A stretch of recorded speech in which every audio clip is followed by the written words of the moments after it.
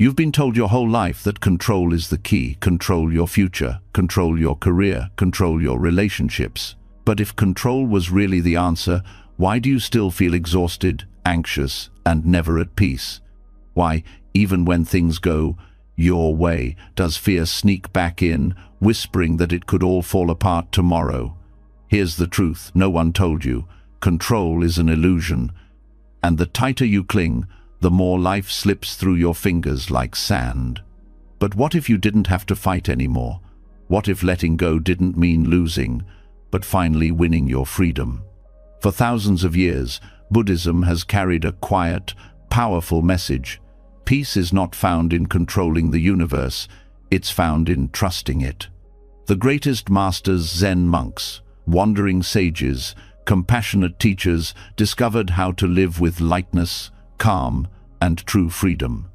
They learned to let go of fear, to stop wrestling with life, and to flow with it instead. And tonight, as you hear these lessons, something inside you will shift. The storm in your mind will begin to settle. The weight of what if will start to lift. You'll feel the freedom of not needing all the answers, of knowing that the universe itself is holding you. This isn't just philosophy, it's transformation. By the end, you'll feel less like you're pushing against life, and more like you're being carried by it, gently, effortlessly, like a river. Are you ready to release control? Are you ready to finally trust the universe? Let's begin. You've just opened the door to something very few people ever dare to face. The possibility that the peace you've been searching for is not in holding tighter, but in loosening your grip. There's a quiet strength hidden in surrender, a kind of wisdom that whispers to those who pay attention. And if you allow yourself to step into it, what unfolds is not weakness, not passivity, but freedom. This is where we begin the subtle art of non-interference. Most of us are taught from an early age that life must be managed, controlled, and bent into shape by sheer effort. We measure success by how much we can dominate outcomes, how precisely we can force reality to obey our expectations. And yet, no matter how carefully we plan, the universe has its own rhythm.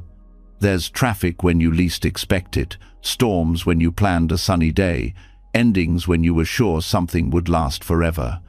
Interference, our constant attempt to force life into our mold, becomes not only exhausting, but a barrier to seeing what is already unfolding. Non-interference does not mean indifference. It does not mean neglect. It means learning the delicate art of knowing when action is wise and when action is only an expression of fear. It means allowing conditions, causes, and timing to move in their own way, without us clawing at them with desperation. This is the teaching the Buddha called letting things arise and pass away in their own time. It's not laziness, it's trust. It's understanding that just as you cannot open a flower by pulling on its petals, you cannot rush life into bloom by meddling. The difficulty lies in the mind's addiction to control. The ego thrives on the illusion that it is the master conductor of all events. When things go wrong, it blames itself or others. When things go right, it takes the credit. But look deeper. Every outcome you've ever experienced has come from countless conditions outside your reach. Your birth, the weather, the economy, the mood of another person, the hidden chain of choices stretching back centuries. Non-interference is not a withdrawal from responsibility, but a profound recognition of interdependence. Think of water. It does not argue with rocks, yet over time it shapes canyons. It does not resist gravity, yet it finds its way to the ocean. Non-interference is living with that same quiet persistence. It is choosing not to obstruct what is flowing, not to manipulate what is naturally arranging itself, but to act in harmony with conditions. When you stop meddling, you discover that much of life works perfectly well without your constant management. The heart beats, the breath rises and falls, the seasons turn. Peace begins where interference ends. At its core, interference arises from fear Fear that if we don't push, things won't happen, or worse, they will happen in ways that hurt us. But notice the paradox. The more we interfere, the more tangled things become. Have you ever tried to solve a problem in a rush, only to create 3 new problems? That's interference. Have you ever insisted on controlling a loved one's choices, only to drive them further away? That's interference. When you release it, you allow natural intelligence to surface, the intelligence of causes and conditions working together far beyond your limited view. In Buddhist practice, non-interference is cultivated through mindfulness. To watch the mind wanting to jump in, to fix, to grasp, and instead to let the urge dissolve, that is training in freedom. In daily life, this looks like pausing before reacting, breathing before deciding, listening instead of interrupting. Non-interference is not the absence of action, but the presence of awareness that sees clearly when action is needed and when restraint is wiser. The Buddha described this as skillful, means the ability to respond appropriately rather than compulsively. Consider a farmer. He tills the soil, plants the seed, waters the field. He does his part. But he cannot force the seed to sprout. He cannot drag the sun across the sky. If he meddles, digging up the soil every day to check on the seed, he destroys what he wanted to grow. His wisdom lies in non-interference, knowing when he has done enough, when nature must take its course. Life is no different. We can prepare, cultivate, and act with care, but there comes a point where we must step back. The harvest belongs to the unfolding of conditions, not to our restless hands. Non-interference also reveals itself in relationships. How often do we interfere in the lives of those we love, convinced we know what is best for them? Parents dictate their children's choices long after they've grown. Friends try to fix problems that were never theirs to fix. Lovers attempt to mold each other into images of perfection. Yet the more we interfere, the more we suffocate. To love deeply is to allow space. To support is to trust that others have their own path. Non-interference here means respecting freedom, believing that the wisdom of another person's journey will guide them better than our fears ever could. In meditation, this lesson becomes even clearer. The beginner tries to interfere with the mind, forcing it to be still, demanding it to be silent. But the more you struggle, the noisier it becomes. The advanced practitioner learns the subtle art of simply observing. Thoughts arise, thoughts fade, sensations come and go. No interference is needed, because awareness itself is enough. In this way, meditation is a training ground for life, the practice of letting things be as they are, without grasping or pushing them away. There is a freedom that emerges only when you stop insisting that life obey your timetable. Imagine the relief of waking up without needing to control how the day unfolds. You still act, you still choose, but you no longer chain yourself to outcomes. This creates a profound shift. Effort becomes lighter, relationships become more honest, and challenges become less threatening. Non-interference opens the doorway to trust, not blind trust, but the deep confidence that life has an intelligence greater than your plans. What happens when you live this way? Anxiety softens, decisions become clearer. You notice small miracles that control once blinded you to the way help arrives unexpectedly, the way problems dissolve without your forcing, the way opportunities appear when you stop chasing. Non-interference creates space for the universe to breathe through you, and in that space, peace arises. It takes courage to stop interfering. The mind will tell you it's reckless, that things will collapse without your grip. But when you dare to let go, you realize life has always been holding you. Non-interference is not retreat. It is strength in its purest form.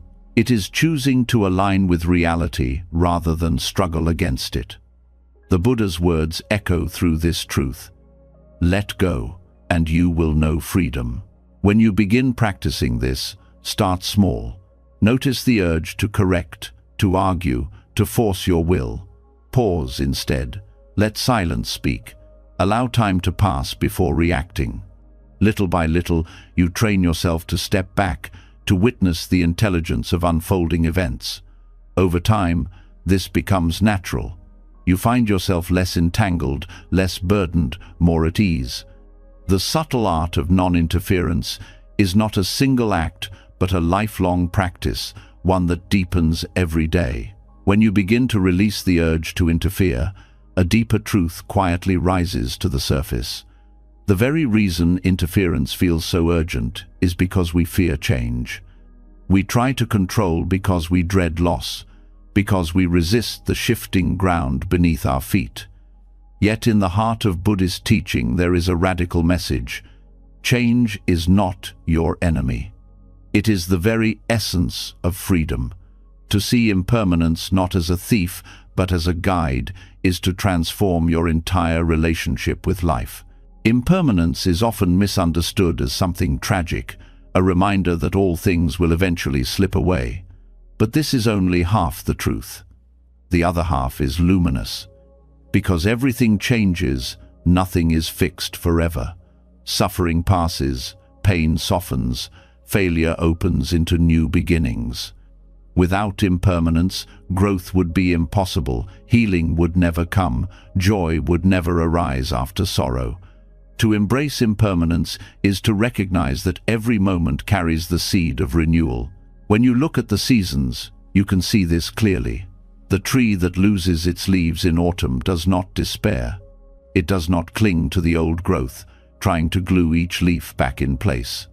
It stands bare through winter, trusting that spring will bring new life. If the tree fought to keep its leaves, it would never flower again. You are not so different. Holding on to what has already lived its life only prevents you from experiencing what is waiting to bloom next. In relationships, impermanence reveals its most tender lesson. Friendships evolve, children grow, lovers change. The instinct is to grasp at what once was, to try to preserve a moment of closeness, of youth, of shared intimacy. Yet when you soften into the truth of change, you begin to see love itself differently. It becomes less about possession and more about appreciation.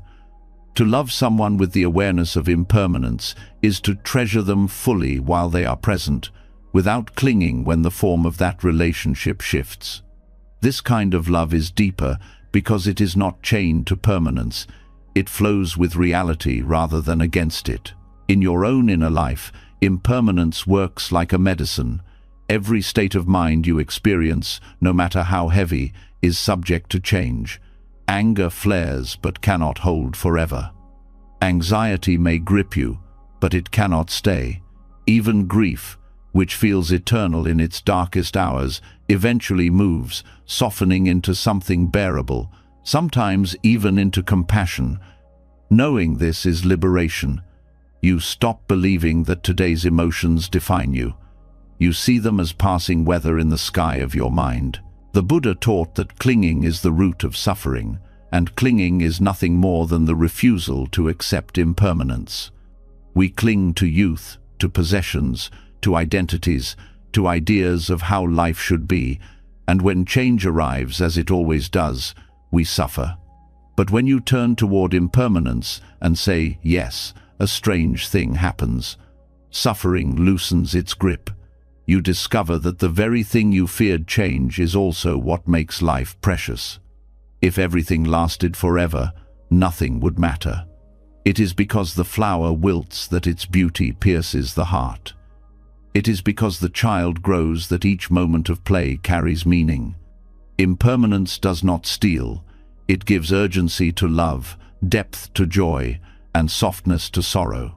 This perspective also transforms how you approach goals and ambitions. Many people hesitate to take risks because they fear failure. But impermanence reminds you that failure itself is not final. The job you lost, the dream that dissolved, the plan that collapsed, none of these mark the end. They are simply forms that arose and passed, clearing space for new possibilities. When you accept impermanence, You move with courage because you know nothing defines you permanently. You are always capable of renewal. Impermanence also liberates you from regret. We replay the past, wishing events had unfolded differently. But the truth is, the past itself is impermanent. It exists only in memory, shifting and fading with time. What remains is the present moment, fresh and alive. When you release the illusion that you could preserve or rewrite the past, you discover freedom in what is here now. You learn to carry the lessons, but let the weight dissolve. There is also freedom in recognizing the impermanence of identity. You are not a fixed self carved in stone. You are fluid, a constantly changing process of thoughts, experiences, choices, and influences. Who you were 5 years ago is not who you are today, and who you are today will not be who you are tomorrow. To cling to an old identity is to live in a cage that no longer fits. To accept impermanence in yourself is to allow growth, to permit reinvention, to welcome the possibility of becoming more than you once imagined. Even your body teaches impermanence every day. Cells die and regenerate, hair turns gray, muscles weaken, then strengthen, then weaken again. To resist this is to suffer endlessly, clinging to youth or health as if they were permanent. But to accept it is to live with gratitude. Instead of mourning every wrinkle, you can honor the years that gave it. Instead of fearing decline, you can celebrate the body's resilience and adapt gracefully to its changes. This acceptance does not make you passive, it makes you free to care for your body with love, not fear. Impermanence also transforms your relationship with death. The ultimate change, the one most people avoid thinking about, is the doorway Buddhism points to again and again. Death is not the destruction of life, but the continuation of impermanence. Every breath is a reminder, inhale arises, exhale passes. In the same way, life arises, life passes. When you live with this awareness, fear begins to soften. You cherish time more deeply. You speak the words you mean. You stop postponing joy for some imagined future. The knowledge of death makes life luminous. To see impermanence as liberation is also to discover compassion. When you understand that everyone is subject to change, you become gentler. The person who hurt you is not fixed in that act. They too are changing, growing, stumbling, learning. The suffering they caused may pass, just as your own anger may pass. This perspective allows forgiveness to emerge naturally, not as a forced act, but as a recognition of the fluid nature of being human. In daily practice, you can cultivate awareness of impermanence in simple ways. Notice the steam rising from your tea, dissolving into air. Watch clouds drift and scatter across the sky. Pay attention to the way sound arises and vanishes, leaving silence behind. These are not trivial observations. They are training the mind to accept the fleeting nature of all things. And the more you see it, the more natural it becomes to let go when life asks you to release. Impermanence also teaches resilience. When you know that no state lasts forever, you stop collapsing under the weight of difficulty. Hardship becomes a visitor, not a permanent resident. Joy becomes a guest to welcome fully, knowing it too will leave. This rhythm does not diminish happiness, it intensifies it. You savor what is here because you know it is temporary, and that awareness turns ordinary moments into treasures. When you embrace impermanence fully, you begin to see the futility of resistance. So much of human pain comes from trying to hold back the tide, to freeze moments, to fight the flow of life. But the tide does not ask your permission. It comes, it goes. To stand rigid against it is to be broken. To flow with it is to be carried. Non-interference and impermanence are two sides of the same truth. The universe moves, and peace comes when you allow yourself to move with it. This is not a philosophy meant only for monks or sages. It is a practical doorway to freedom, for anyone willing to see clearly. Each time you practice letting go, each time you accept change without clinging, you strengthen your capacity to live lightly. And in living lightly, you discover a joy that no permanence could ever give.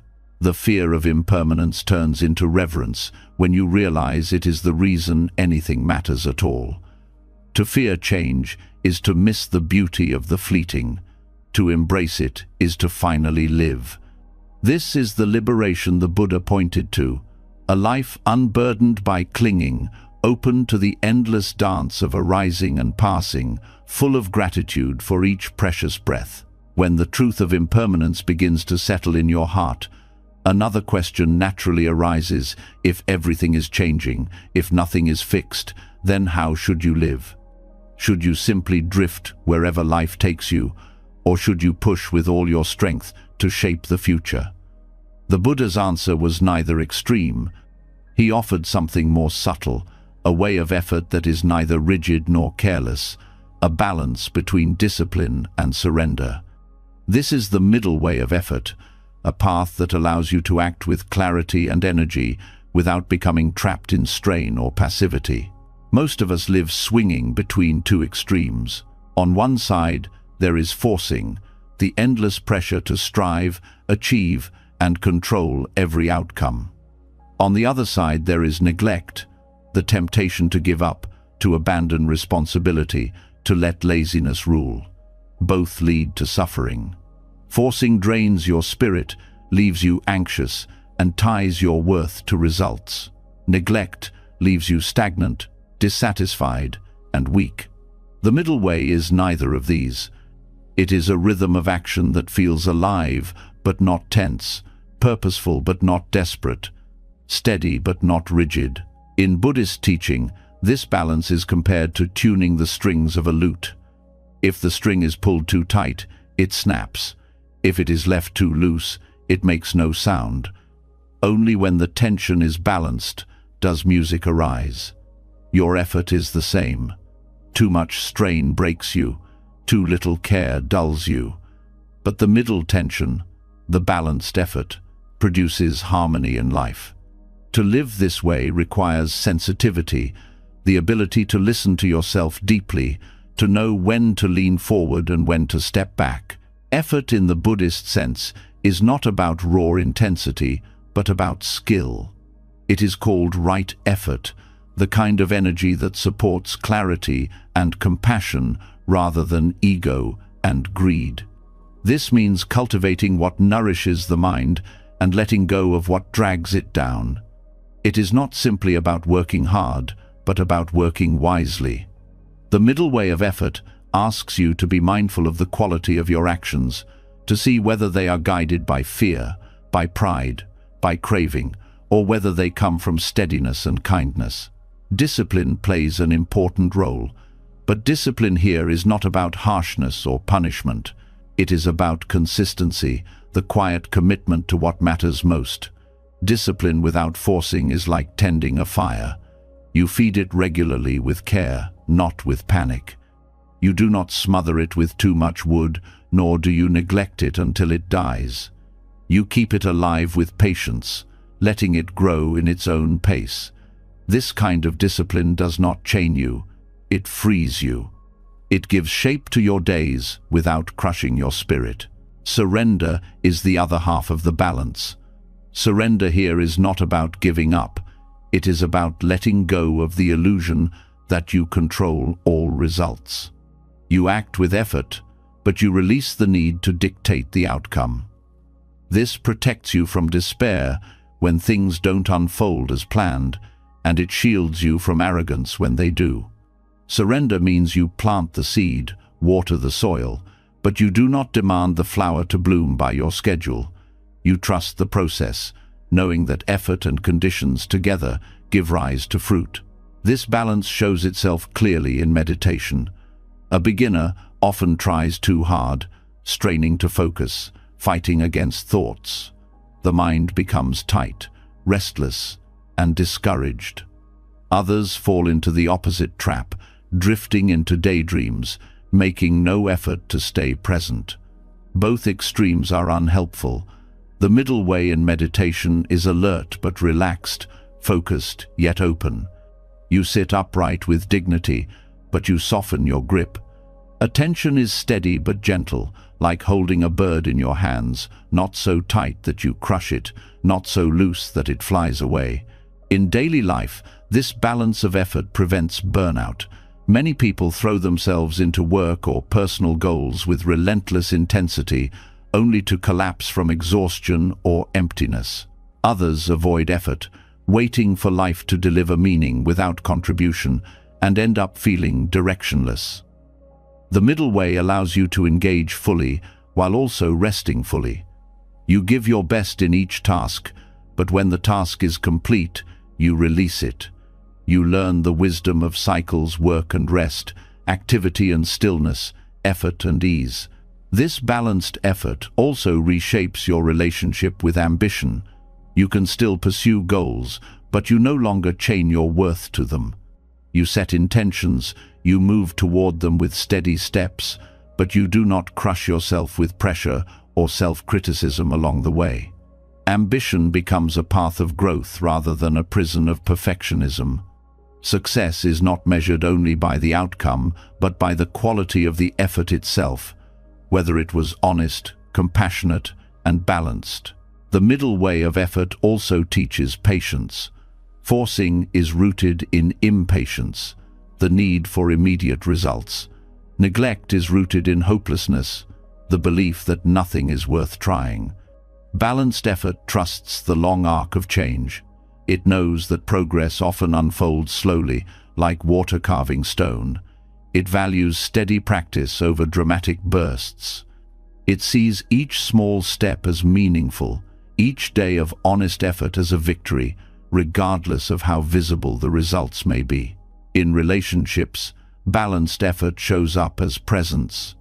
Forcing in relationships looks like trying to control others, demanding affection, or clinging to unrealistic expectations. Neglect looks like indifference, withdrawal, or lack of care. The middle way is attentive, without suffocating, loving, without trying to own. It is the effort of listening deeply, of showing up consistently, of giving space when needed. This effort creates trust and allows love to grow naturally rather than through pressure. On the path of spiritual practice, balanced effort protects you from discouragement. There will be days when your mind feels dull, when meditation seems impossible, when compassion feels far away. Forcing yourself with harsh judgment only deepens frustration. Neglecting the practice leaves you drifting in confusion. Balanced effort is the quiet voice that says, "Keep going, gently." It is the willingness to return again and again without anger at yourself, without resignation, but with steady faith that each return matters. This way of effort also reveals something profound about freedom. Many believe freedom means the absence of effort, but Buddhism teaches that true freedom is found in right effort. When your actions are aligned with wisdom and compassion, when they are free from forcing and neglect, effort itself becomes joyful. It no longer feels like struggle but like flow. Your energy becomes an expression of your deepest values, and each act strengthens rather than drains you. Balance also brings clarity in decision-making. Forcing decisions leads to haste and regret. Neglecting decisions leaves you stuck in avoidance. Balanced effort listens carefully, considers wisely, and then acts with confidence, accepting whatever comes. This way of deciding honors both reason and intuition, both responsibility and surrender. It allows you to live with fewer regrets because your choices are grounded in presence, not in panic or apathy. In the body, you can also sense the wisdom of balanced effort. Overexertion leads to injury, exhaustion, or illness. Underuse leads to weakness and decay. The middle path in physical effort is steady care movement, nourishment, rest, all balanced. You train strength without punishing yourself. You honor limits without letting comfort become a cage. This harmony between effort and ease creates vitality that lasts rather than peaks that collapse. Balanced effort even shapes how you respond to challenges. Forcing tries to crush obstacles with aggression. Neglect avoids them altogether. The middle way engages challenges with resilience, meeting them directly, using creativity and patience, but without the desperation to control every detail. This approach often reveals solutions that forcing would miss and strength that neglect would never discover. Ultimately, the middle way of effort is a practice of trust. Trust in yourself, that you can give your best without breaking yourself. Trust in life, that your steady actions will bear fruit in their own time. Trust in the path, that balance leads to wisdom. This trust allows you to walk with dignity through change and uncertainty, knowing that each step matters, not because it guarantees a specific outcome, but because it aligns you with truth. To live in this way is to feel a new kind of strength, calm, steady, unshakable. You act with purpose but without strain. You rest without guilt. You move forward without fear. Discipline and surrender no longer feel like opposites but like partners in a dance, each completing the other. This is the art of effort that does not wound but heals, that does not enslave but liberates, that does not cling but flows. And from this balance, the journey into patience, karma, and the deeper unfolding of trust continues naturally. When balance in effort becomes part of you, another challenge quietly reveals itself. You may give your best with calm steadiness, but a voice in the mind still whispers, "When will the results appear? Why haven't things turned out yet?"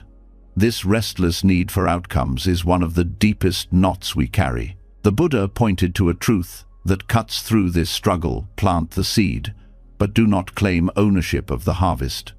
Patience with karma is not passive waiting. It is a form of wisdom that frees you from chains of expectation and disappointment. Karma is not a cosmic punishment system, nor is it a guarantee of reward. It is the natural unfolding of causes and conditions, the law of seed and fruit. Every action you take plants something in the soil of existence. Sometimes the fruit comes quickly, sometimes it ripens after years, and sometimes it appears in ways you never expected. To demand that results show up on your timeline is like standing in a field shouting at sprouts to break through the earth. The seed does not obey impatience. It follows its nature, and your role is to nurture, not to control. This patience requires trust, and trust grows through understanding. Think of the smallest act of kindness, a smile to a stranger, a word of comfort, a moment of generosity. You may never know how far that ripple travels. Perhaps the stranger carries that warmth into their day, treating another with kindness, who then passes it forward again. The chain of effects spreads far beyond what your eyes can trace. To insist on measuring it, to demand immediate confirmation, is to miss the vastness of interconnection. Karmic patience allows you to act without needing proof, because you trust the invisible web of causes to carry your action forward. The absence of patience turns life into frustration. You donate but expect praise. You help but expect gratitude. You work but demand recognition. When these expectations are not met, bitterness arises, and the joy of the act is poisoned. Karmic patience teaches that the value lies in the act itself, not in the applause or reward. When you release ownership of the harvest, generosity becomes light, service becomes joyful, and work becomes fulfilling, regardless of outcome. The act itself completes itself in that moment, and this freedom is profound. There is also a lesson here about time. Karma does not follow your calendar. Conditions ripen when they are ready, not when you want them to. Sometimes you plant in spring and see fruit in summer. Sometimes the tree takes years before it offers shade. Your task is to tend the soil, water the roots, and protect the growth without demanding speed. In this way, patience is not idle. It is active care without obsession. It is the strength to keep planting even when the field looks bare, because you know life is always moving beneath the surface. Karmic patience also protects you from despair in hardship. When life feels heavy, the mind often cries, "Why me?" But when you see through the lens of karma, you understand that every moment is the flowering of many seeds, some you planted, some planted by others, some planted by countless causes, stretching beyond comprehension. This perspective does not blame, but it empowers. It shows you that each choice now is another seed, another direction for the future. Even in suffering, you are planting. Patience allows you to endure the winter, knowing that spring will come, that nothing stays frozen forever. One of the most liberating insights is that you are not the sole owner of results. When a good outcome arrives, it is never just your seed, it is the rain, the sunlight, the soil, the unseen hands that contributed. This recognition softens pride and deepens gratitude. When a difficult outcome arrives, it is also not solely your burden. It is the collision of countless conditions, many beyond your control. This recognition softens guilt and releases you from endless self-blame. Patience with karma allows you to hold both success and failure lightly, knowing neither is fully yours to possess. In relationships, karmic patience transforms how you give love and care. Without patience, love becomes transactional. If I give, I expect return. With patience, love becomes unconditional. You give attention, kindness, and support not to extract something, but because it is beautiful to give. Sometimes that love will blossom quickly, sometimes it may take years, and sometimes it may not return in the way you hoped. But patience frees you from resentment. It allows you to see the simple truth. Love given is never wasted, because it shapes you in the very act of giving. Patience also deepens humility. You may think you know the best outcome, but karma unfolds with complexity far beyond your mind's planning. Many times what you thought was a setback revealed itself later as the perfect condition for growth. The job you lost made space for a deeper calling. The relationship that ended created the freedom to know yourself. The delay that frustrated you saved you from a worse path. With patience, you stop rushing to label events as good or bad, success or failure. You learn to wait, to watch, to trust that the meaning of a seed is not always visible at the moment of planting. This kind of patience requires courage because it strips away the comfort of control. It asks you to give your best and then step back into uncertainty. But that very uncertainty is what gives life its richness. If you always knew when and how results would appear, life would lose its mystery. Karmic patience teaches you to embrace the unknown, to rest in the unfolding, to see beauty not only in the harvest, but in the waiting itself. There is also a deep connection between karmic patience and compassion for yourself. Many people plant seeds of effort and then punish themselves for not seeing results quickly. They turn practice into self-criticism, growth into judgment.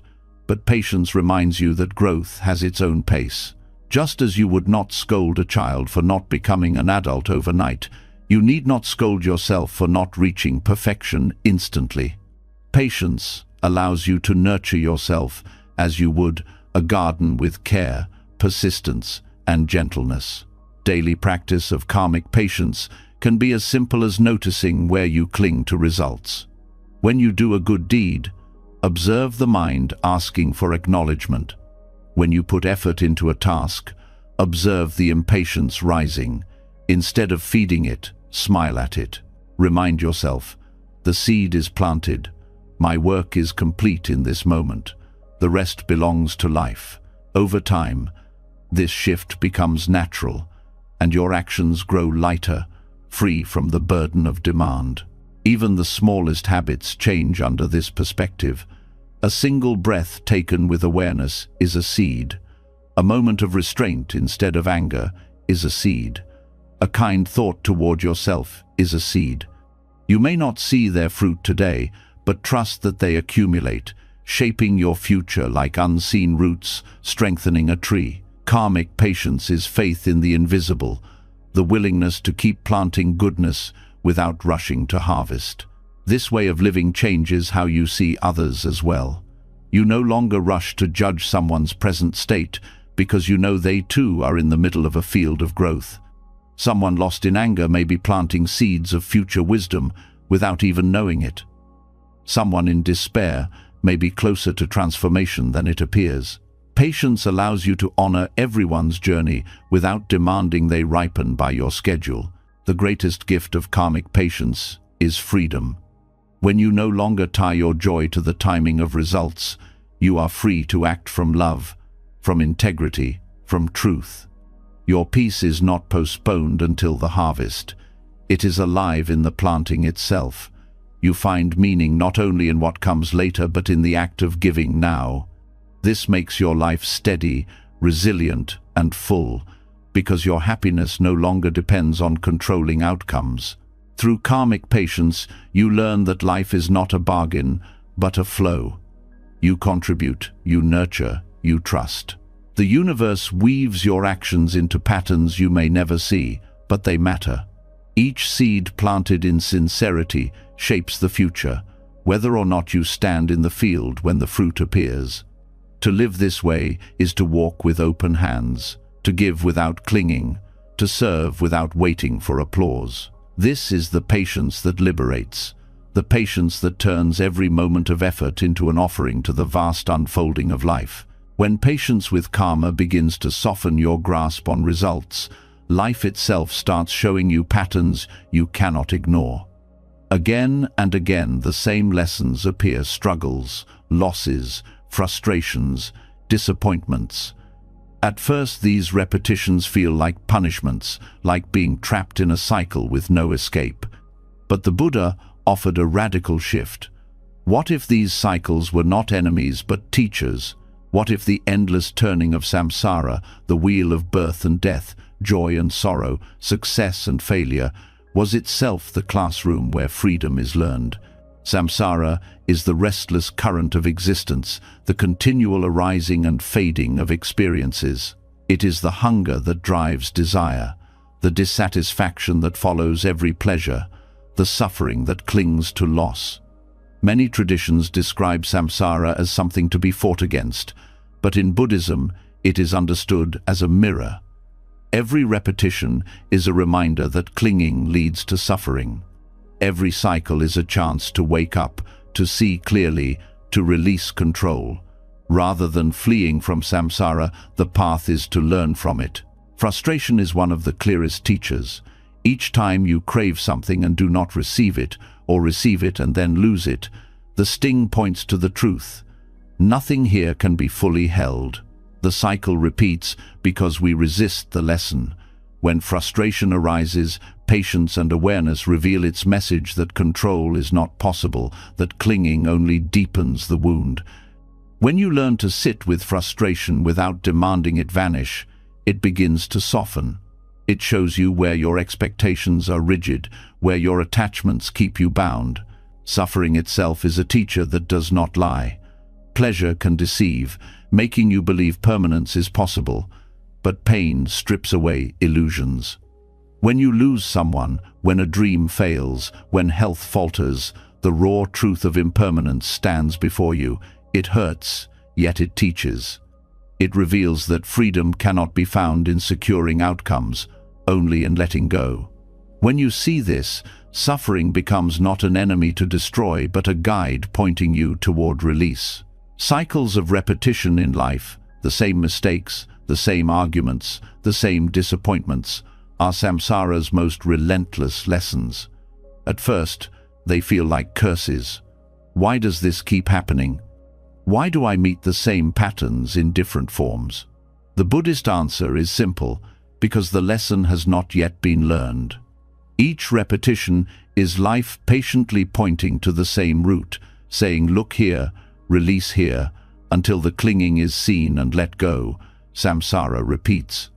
When you finally release the grasp, the cycle dissolves, and the teacher has completed its work. Even joy in samsara carries a teaching. The sweetness of a happy moment, the rush of success, the comfort of love, these too are impermanent. They rise, they pass. When clung to, they create suffering in their loss. When accepted as fleeting, they open the heart to gratitude.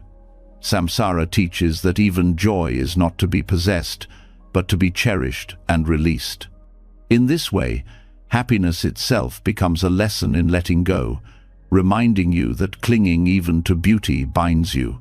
This perspective transforms the meaning of failure. Most see failure as an enemy, as proof of weakness, but within the cycles of samsara, failure is often the sharper teacher. Success can breed pride, blindness, and attachment.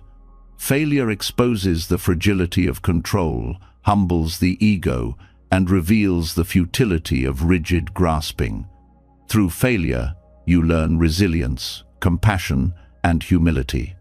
Samsara teaches not by offering only sweetness, but by exposing the bitter truths that make freedom possible. The wheel of samsara turns not only in lifetimes but in single days. Moods rise and fall, thoughts appear and vanish, desires spark and fade. Every small cycle reflects the larger truth.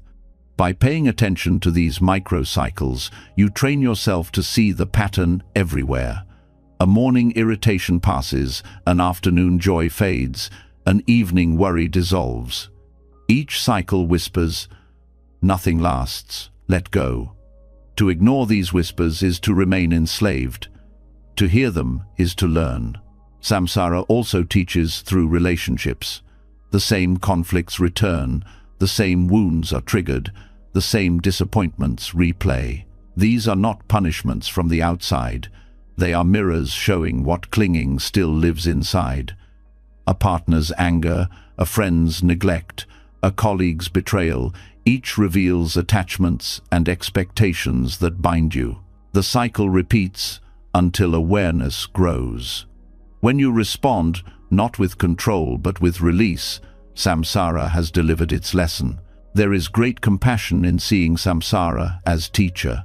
Instead of cursing suffering, you bow to it as the messenger that awakens you. Instead of resenting life's cycles, you see them as opportunities for insight. This shift does not erase pain, but it gives it purpose. Pain becomes the voice of wisdom, guiding you away from illusions. With this view, even the darkest moments become part of the path, because they strip away what cannot last and reveal what is real. Samsara also shows the cost of clinging to identity. Each time you insist, "I am this, I must be this," life shifts and shatters that identity. You lose a role, a job, a status, and suffering rushes in. Samsara repeats this until the truth becomes clear: you are not a fixed self. The cycle of birth and death applies not only to bodies, but to identities. To hold tightly is to suffer endlessly. To release is to find freedom beyond roles. The teacher here is relentless, but precise. Identity is impermanent. Do not chain yourself to it. The cycles of craving and dissatisfaction also reveal the limits of desire. You want, you chase, you achieve, you tire, you want again. The wheel spins endlessly. At first this feels like failure. Why does satisfaction never last? But the lesson is not that you are broken. The lesson is that desire by nature cannot bring lasting peace. Samsara teaches this by repeating the cycle until you see clearly. The end of craving is not in achieving everything, but in recognizing that the cycle itself cannot satisfy. Patience with samsara as teacher allows you to live with more compassion for others. When you see someone caught in the same cycle again and again, you no longer only judge. You recognize the wheel they are on, the lesson still unfolding. Instead of anger, you feel empathy. You know that wisdom ripens at its own pace, that cycles cannot be rushed. This recognition deepens compassion because you see that everyone, like you, is a student of samsara, stumbling toward release. Even death, the greatest turn of the wheel, carries teaching. To see death not as enemy but as teacher is to see it as the final reminder that control is impossible, that clinging is futile. Death teaches urgency, not to delay love, not to postpone awakening, not to waste this breath. It teaches humility, not to believe you own life, not to act as though permanence were yours. To live with awareness of death is to let samsara itself push you toward freedom. Samsara as teacher is not cruel. It is simply honest. It reflects the consequences of clinging again and again until the truth cannot be denied. When you resist, the wheel feels merciless. When you listen, the wheel becomes guidance. The repetition of suffering is not punishment, it is instruction. The question is not whether samsara will turn, but whether you will learn. When you shift to this view, frustration loses some of its sting. You begin to thank life for showing you what still binds you. Each repetition becomes an invitation. Will you cling again, or will you release? Each cycle becomes a chance to step closer to freedom. Samsara does not need to be feared or hated. It needs to be understood, because within its endless turning lies the key to stepping beyond it. And so the very wheel that once imprisoned you becomes the wheel that teaches you. Every rise and fall, every joy and sorrow, every gain and loss, all of it pointing in one direction: let go. This is how samsara, once seen as an enemy, reveals itself as the greatest teacher, one that never gives up until the lesson is complete. When you begin to see samsara not as punishment but as a teacher, another door quietly opens. The cycles of gain and loss, joy and pain, rise and fall, they all point beyond themselves toward something deeper. The lesson they keep repeating is that clinging to certainty is the root of unrest. Beneath all our striving, all our questions, all our control, there is a hunger to know, to secure, to fix reality into something solid. But Buddhism whispers a different truth. The deepest confidence is not in what you can hold, but in what you cannot grasp. This is the Zen of emptiness, the quiet strength of trusting what cannot be pinned down. Emptiness is one of the most misunderstood teachings. To many, it sounds bleak, like a void where nothing matters. But emptiness in Buddhism is not nothingness. It is the recognition that nothing exists in isolation, nothing stands alone, nothing has a fixed essence. Everything arises through causes and conditions, endlessly shifting, endlessly interwoven. To see this is to realize that the solidity we cling to was never there. And while this might seem frightening at first, it is actually the greatest relief, because if nothing is fixed, everything is possible. The human mind craves certainty. We want guarantees of success, assurances of love, promises of safety. Yet life refuses to give them. Every attempt to force certainty collapses into frustration. The Zen of emptiness invites you to step into the space of not knowing, to rest in the openness where certainty was never needed. This is not passive resignation, it is trust in the living mystery of existence. It is learning to find confidence not in rigid answers, but in the very groundlessness of life. When you trust emptiness, you begin to see that the need for certainty was a cage. The demand for fixed answers keeps you trapped in anxiety, because no answer ever lasts. You solve one problem, another arises. You settle one doubt, another appears. The mind never rests because it is looking for permanence in a world that is fluid. Emptiness teaches you to release the demand for final answers and instead live fully in the unfolding moment. In this way, peace does not come from knowing, but from letting go of the need to know. This is why Zen masters often taught through paradox. When asked for certainty, they offered riddles instead. When students sought solid ground, they were given koans that broke the logic of the mind. The point was never to confuse, but to free.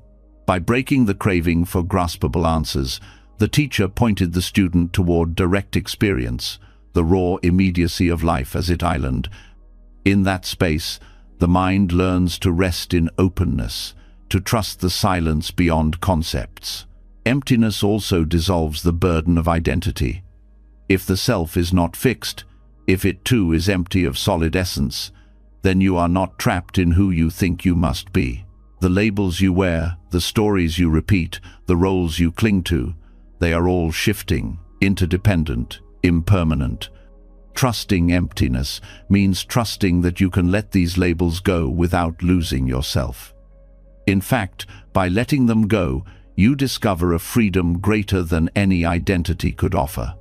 You are not a single story, you are a living process, open to transformation.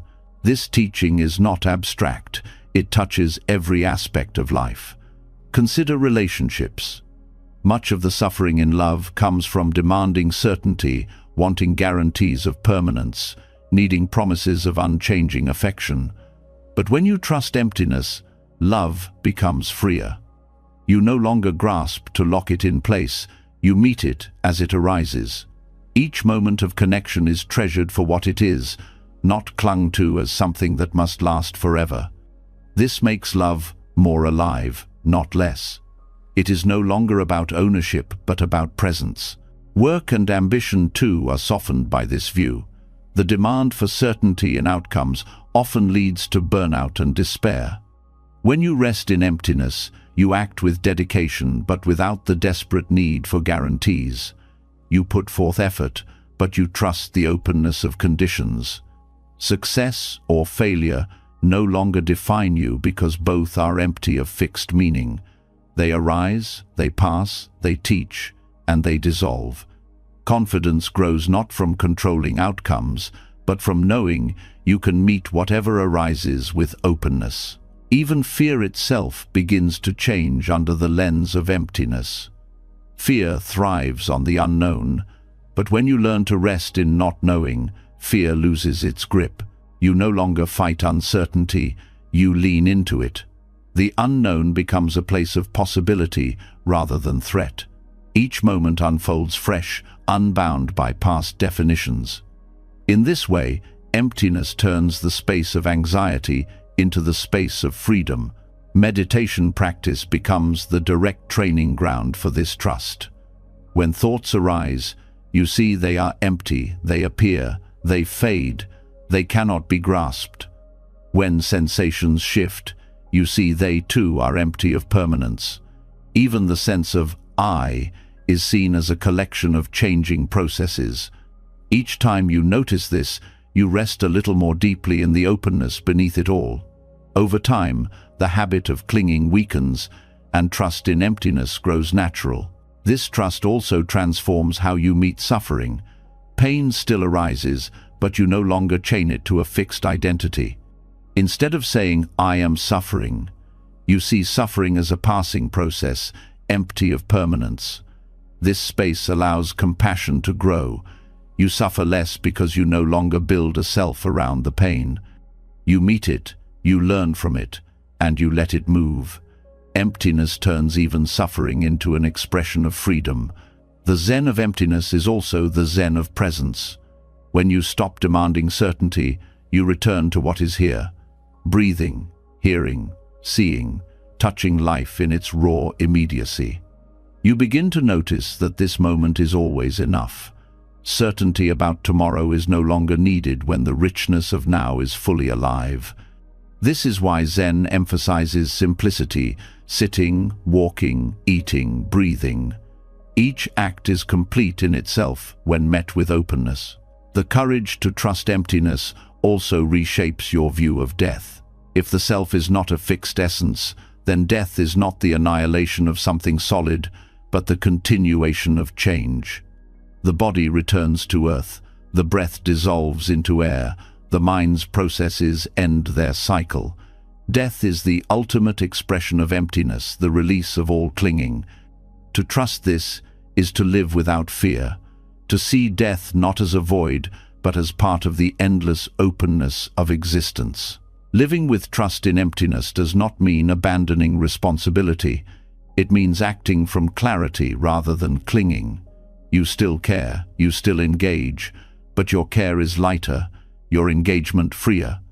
You give fully without demanding permanence. You love deeply without needing guarantees. You work with dedication without tying your worth to outcomes. This way of living is not careless, it is fearless. The Zen of emptiness invites you into a confidence that cannot be broken, because it does not depend on what can be held. It is the confidence of standing in openness, of meeting life without needing to trap it in concepts. This confidence is not loud or boastful. It is quiet, steady, unshakable. It grows not from having answers, but from being free from the demand for answers. When emptiness is trusted, life itself becomes lighter. The weight of needing everything to make sense dissolves. The pressure of demanding guarantees fades. You learn to walk without burden, to breathe without fear, to live without clinging. The space of not knowing, once feared, becomes the ground of freedom. And from that ground, compassion, wisdom, and joy naturally arise. When the insight of emptiness settles into the heart, a natural question arises. If nothing exists on its own, if everything is open and ungraspable, then how does life keep unfolding? Why do events arise the way they do? The Buddha gave a profound answer. Nothing happens by chance, and nothing happens by one person's control. Everything arises through dependent origination, a vast web of causes and conditions so intricate that no single mind could ever hold it. To see this truth is to be released from the exhausting illusion that you are the master of all outcomes. Dependent origination is not an abstract concept. It is the very texture of your daily life. Every word you speak is shaped by your upbringing, by the language taught to you, by the people you have met, by the moods you carry in that moment. Even a simple gesture like drinking water depends on countless conditions: the rain that filled the river, the workers who built the pipes, the energy that pumps it to your home, the evolution of life that gave you a body needing hydration. When you pause to see this, the ordinary becomes extraordinary. Every act is the flowering of countless invisible roots. The illusion of control grows because the mind narrows its vision. It sees only the small space of personal effort and forgets the wider web. You believe you control success because you worked hard, forgetting the teachers who guided you, the family that supported you, the society that built the systems you live in, the strangers whose unseen labor allowed you the time and resources to pursue your path. Likewise, when failure arrives, you may blame yourself completely, ignoring the countless conditions beyond your reach. Dependent origination shows the arrogance of both pride and self-blame. Neither success nor failure belongs fully to you. They are co-creations of the vast network of causes. This understanding brings deep humility. You are part of the web, not its master. Your choices matter, your actions have weight, but they are threads woven into a fabric much larger than you. Humility here is not weakness, but clarity.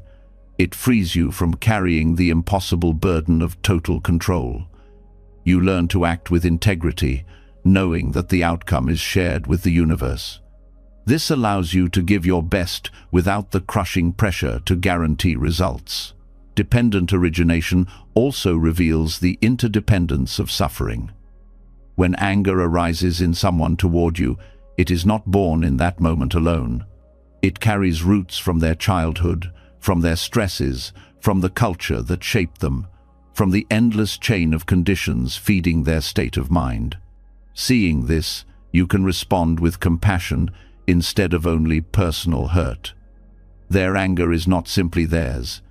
It is the fruit of 1,000 unseen seeds. Compassion arises because you know they are caught in the same web of causes as you. This perspective transforms how you hold your own pain as well. Instead of seeing suffering as proof of personal failure, you see it as the natural result of conditions. Depression, anxiety, grief. They are not signs that you are broken, but signs that countless conditions have converged in this moment. This view does not erase responsibility, but it removes shame.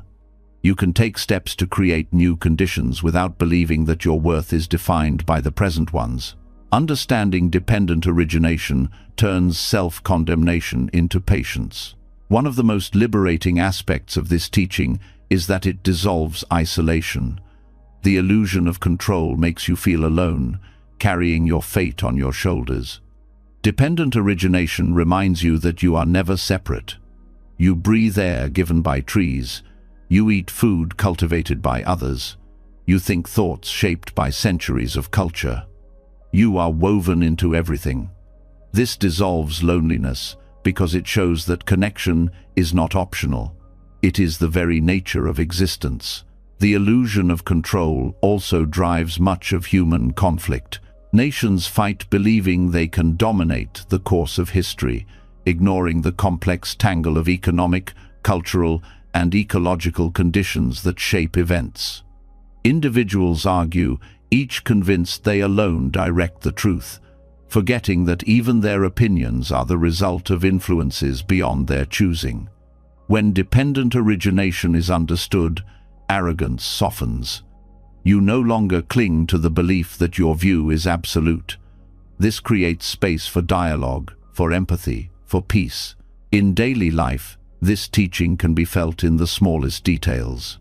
A smile you give a stranger may ease their sorrow, shaping how they treat the next person, which ripples outward beyond your sight. You may think it was a simple choice, but it was the meeting point of countless conditions. You had enough rest to be kind. They crossed your path at that exact moment. The weather did not weigh you down. Everything comes together in subtle ways. To live with awareness of this is to live with reverence, knowing that no act is isolated. Meditation deepens this insight by showing how even the sense of self is dependently originated. The thought, "I am," is not a solid truth but a chain of sensations, memories, cultural conditioning, and habits arising together. When the mind quiets, you see the self as a process, not a possession. This recognition dissolves the illusion of a controller behind the scenes. Life flows without needing an owner. Breathing happens, thoughts happen, awareness happens all dependently, all without a fixed self pulling the strings. Trusting dependent origination frees you from endless striving. You no longer waste energy trying to hold together what cannot be controlled. Instead, you focus on planting wholesome conditions, kindness, honesty, mindfulness, compassion. You water the seeds that you can, knowing that the harvest depends on countless other factors. This creates peace, because your role becomes clear. Contribute wisely, but release the demand to control the whole field. This way of seeing also reshapes how you relate to time. The illusion of control makes you obsessed with predicting and forcing the future. Dependent origination shows that the future is the result of innumerable causes, most of which are invisible to you. This does not mean you sit idle. It means you act in the present with clarity, trusting that the web will weave itself in ways you cannot foresee. The future ceases to be a cage of fear, because you no longer demand certainty from it. There is beauty in recognizing the fragility of control. It opens gratitude. When something good unfolds, you see the miracle of conditions aligning. A meal on your table is not simply the result of your effort. It is the sun, the rain, the soil, the farmer, the cook, the countless hands that touched it before it reached you. To eat with this awareness is to eat with reverence. Gratitude becomes natural when you see the web behind each moment. This teaching also nurtures forgiveness. When others harm you, dependent origination reveals the complexity behind their actions. They too are shaped by suffering, by ignorance, by chains of causes beyond their choosing. This does not excuse harm, but it helps dissolve the illusion that they acted from pure malice or absolute control. Forgiveness becomes possible because you see them not as monsters, but as beings caught in conditions, just as you are.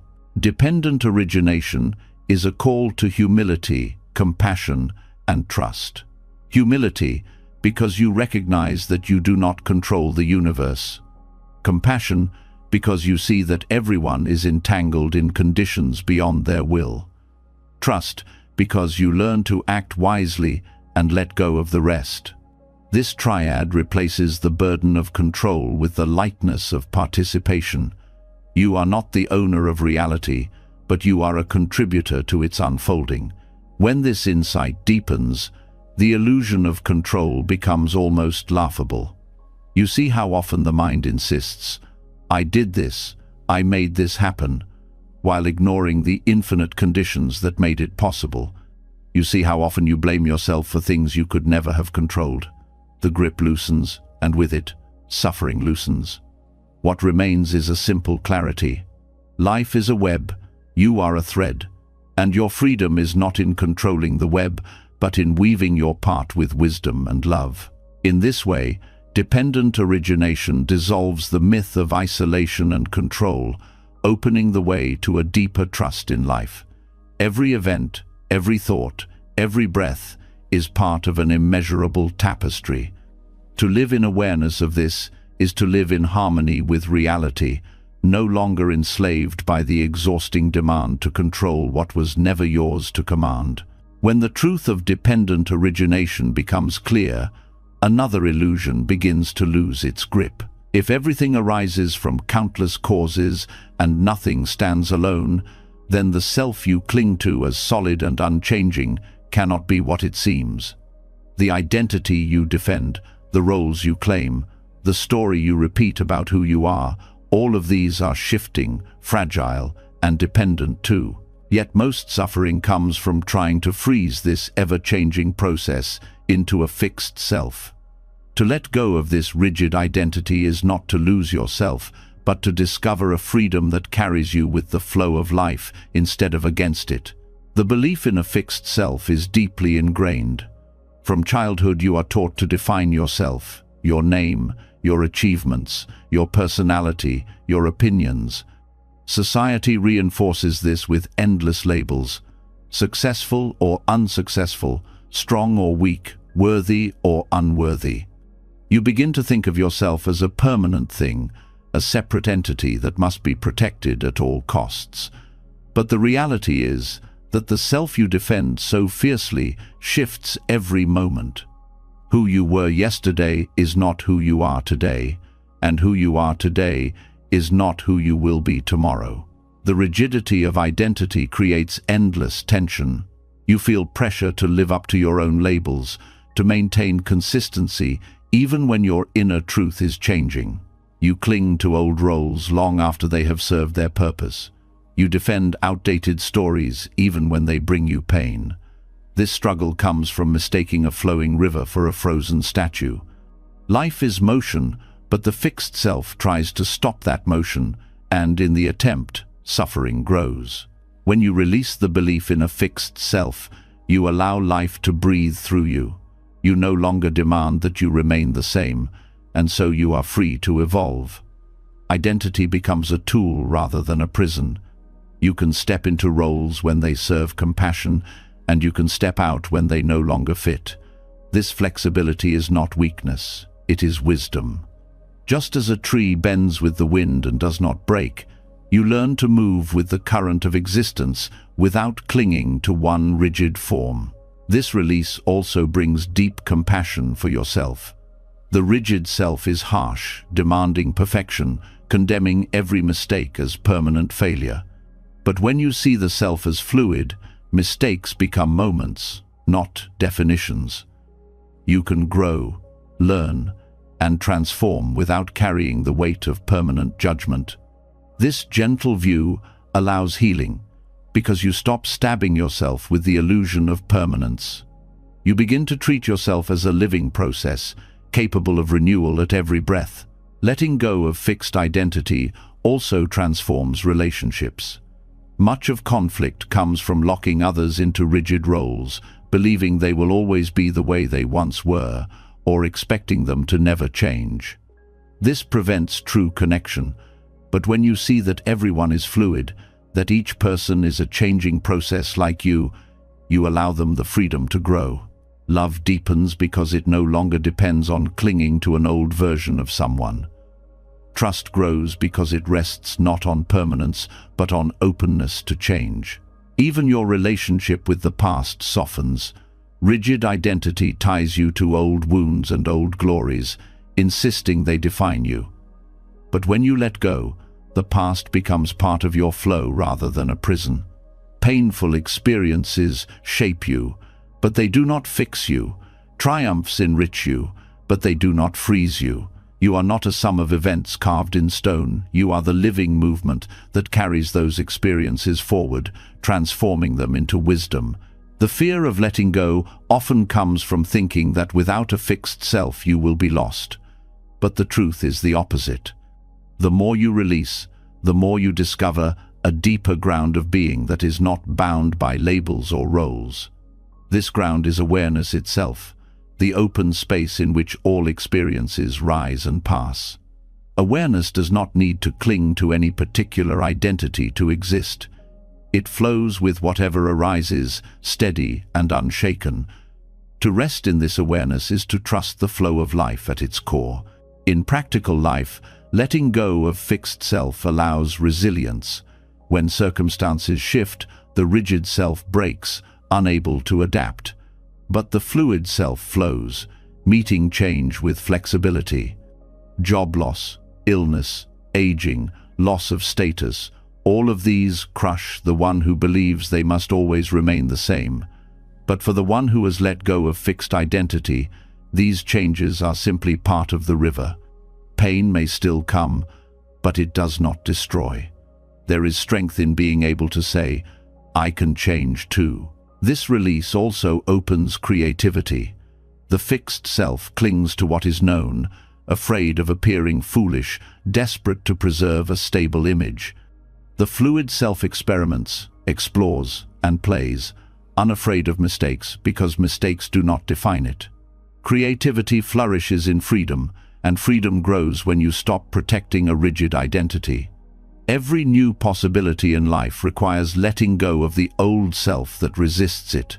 Trusting flow means trusting that you can step into new forms without losing what matters most. Meditation reveals this truth directly.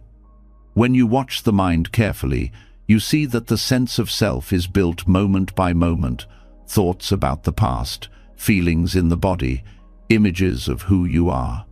None of these last, yet together they create the illusion of a solid me. In the stillness of meditation, you see that this me is not fixed at all. It is a story arising and dissolving. Each time you notice this, the grip loosens, and trust in the flow of awareness deepens. Letting go of fixed self also changes how you hold death. If you believe the self is a solid thing, death feels like a terrifying annihilation. But when you see the self as a flow of causes and conditions, death is simply another transformation. Just as each day you shed identities and take on new ones, death is the shedding of one form so that the flow of life continues in other ways. Fear softens when you realize you were never a fixed entity to begin with. The release of rigid identity is not an abandonment of responsibility. It is a wiser way of living. You still act, you still care, you still cultivate values, but you hold them lightly, knowing they too may evolve.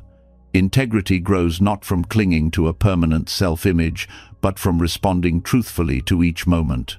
You live authentically, not by defending who you think you are, but by allowing who you are to unfold naturally. This unfolding also nurtures deeper trust in the universe. When you stop fighting to maintain a fixed self, you allow life to carry you. The river moves, and you move with it, not as a rigid rock but as part of the current. Trusting flow means resting in the knowledge that change will always carry you somewhere new, and that awareness will always be present to meet it. This trust brings peace, because you no longer live in fear of losing yourself. You were never fixed to begin with. To live this way is to live lightly. Labels lose their weight, failures lose their sting, and successes lose their chains. You become more playful, more compassionate, more present, because you are no longer burdened with defending an identity. Each day becomes an opportunity to meet life freshly, without the prison of who you think you must be. This freedom is not abstract. It touches every breath, every relationship, every step. Letting go of fixed self does not erase you. It reveals you. It uncovers the spaciousness beneath the story, the openness that has always been here. To trust this flow is to find confidence not in permanence, but in movement, not in control, but in release. And in this release, life carries you more gently, guiding you not through force, but through the quiet wisdom of change. When the grip of a fixed self loosens and you begin to flow with change, the question of achievement naturally comes forward. For so long, achievement was tied to identity, proving worth, securing status, building permanence. But once you see that the self is fluid, the old drive to prove yourself through endless striving begins to feel hollow. A new way of living becomes possible, one where achievement is no longer chased like a prize, but arises naturally from presence. This is the paradox of non-striving. The less you cling to achievement, the more deeply your life becomes fulfilled. Striving is fueled by the belief that happiness lives somewhere ahead, at the end of a completed task, a reached milestone, or a won prize. You run toward it with urgency, sacrificing the present moment in the hope that one day you will finally arrive. Yet the pattern always repeats. When the goal is reached, satisfaction fades, and a new chase begins. This cycle of striving is exhausting because it places your peace outside of yourself, forever in the distance. Non-striving cuts through this cycle by teaching you to let go of the idea that fulfillment must be earned through endless struggle. Non-striving does not mean idleness or apathy. It is not sitting back and refusing to engage with life. It means working, creating, and contributing without the constant pressure of proving or securing your worth. When effort is freed from the burden of grasping, it becomes lighter, more joyful, and paradoxically more effective. Actions flow from clarity and presence rather than desperation. In this way, true achievement arises not because you force it, but because you are fully aligned with what you do. Think of the difference between someone playing music out of love and someone playing only to win applause. The first loses themselves in the sound, becoming one with the flow of notes. The second is trapped in self-consciousness, measuring, comparing, and clinging. Both may produce sound, but only the first experiences true achievement, where the act itself is complete in the moment. This is the essence of non-striving, doing for the sake of doing, letting the act be the reward. When you let go of striving, you also release the anxiety that comes with constant comparison. Striving thrives on measuring yourself against others: who is ahead, who is behind, who is better, who is worse. This breeds envy, insecurity, and endless dissatisfaction. Non-striving frees you from this treadmill. You are no longer running against anyone else. You are simply walking your path, with each step whole in itself. Paradoxically, this often allows you to go further, because your energy is no longer drained by fear and competition. Non-striving also brings clarity to ambition. Goals can still exist, but they no longer carry the weight of your self-worth. You can pursue them with energy, but you do not collapse if they are not reached. The process becomes as meaningful as the result, and so every moment is infused with value. This transforms ambition from a desperate chase into a path of learning and growth. Success becomes a byproduct of engagement, not the sole measure of your life. There is great freedom in learning to act without demanding outcomes. You do what is skillful, what is compassionate, what is aligned with truth, and then you let go. If recognition comes, it comes. If results arrive, they arrive. If failure meets you, it is simply part of the unfolding. This way of living strips away the tension that striving creates and leaves only the quiet dignity of presence. Strangely, it is often when you stop clutching at success that success begins to appear, because your actions are no longer clouded by fear or greed. Non-striving also opens the door to deeper creativity. The mind that strives is rigid, clinging to plans, terrified of mistakes. But creativity blossoms in openness, in the willingness to explore without guarantee. When you stop demanding perfection, new ideas arise more freely. You can take risks, experiment, and grow because your worth is no longer tied to flawless outcomes. Many of the greatest discoveries and works of art have emerged not from forced striving, but from playful exploration, from a willingness to be fully present with the process rather than obsessed with the reward. This teaching also transforms your relationship with time. Striving fills your days with urgency, as though life is a race against the clock. Non-striving slows you down. It teaches you that each moment is already complete, that nothing is missing from now. When you live this way, time expands. You begin to notice details you once overlooked: the sound of birds, the rhythm of your breath, the warmth of sunlight. Life stops being a corridor to some imagined future and becomes a field of richness in every step. Meditation offers the clearest training in non-striving. Many beginners approach meditation with the same mindset they bring to work or study, straining for silence, forcing concentration, chasing peace. Yet the more you strive, the more restless the mind becomes. The breakthrough comes when you stop demanding results. You sit, breathe, and allow whatever arises to arise. In that release, calm and clarity often appear naturally. This is the paradox: when you stop trying to make the mind quiet, quietness finds you. Non-striving also reshapes how you face obstacles. Striving resists them, fights them, demands they vanish. Non-striving meets them with curiosity and openness. Obstacles become part of the path, not blocks to it. You engage them without panic, and often you discover they are not as solid as they seemed. By not clinging to the idea that life must be smooth, you discover resilience. Achievement then includes not just reaching goals, but living fully through difficulties. In relationships, non-striving creates intimacy. Striving in love is trying to mold the other person, trying to secure promises, trying to control how affection should look. Non-striving allows love to breathe. You show up with presence, not with grasping. You listen without needing to win. You give without calculating return.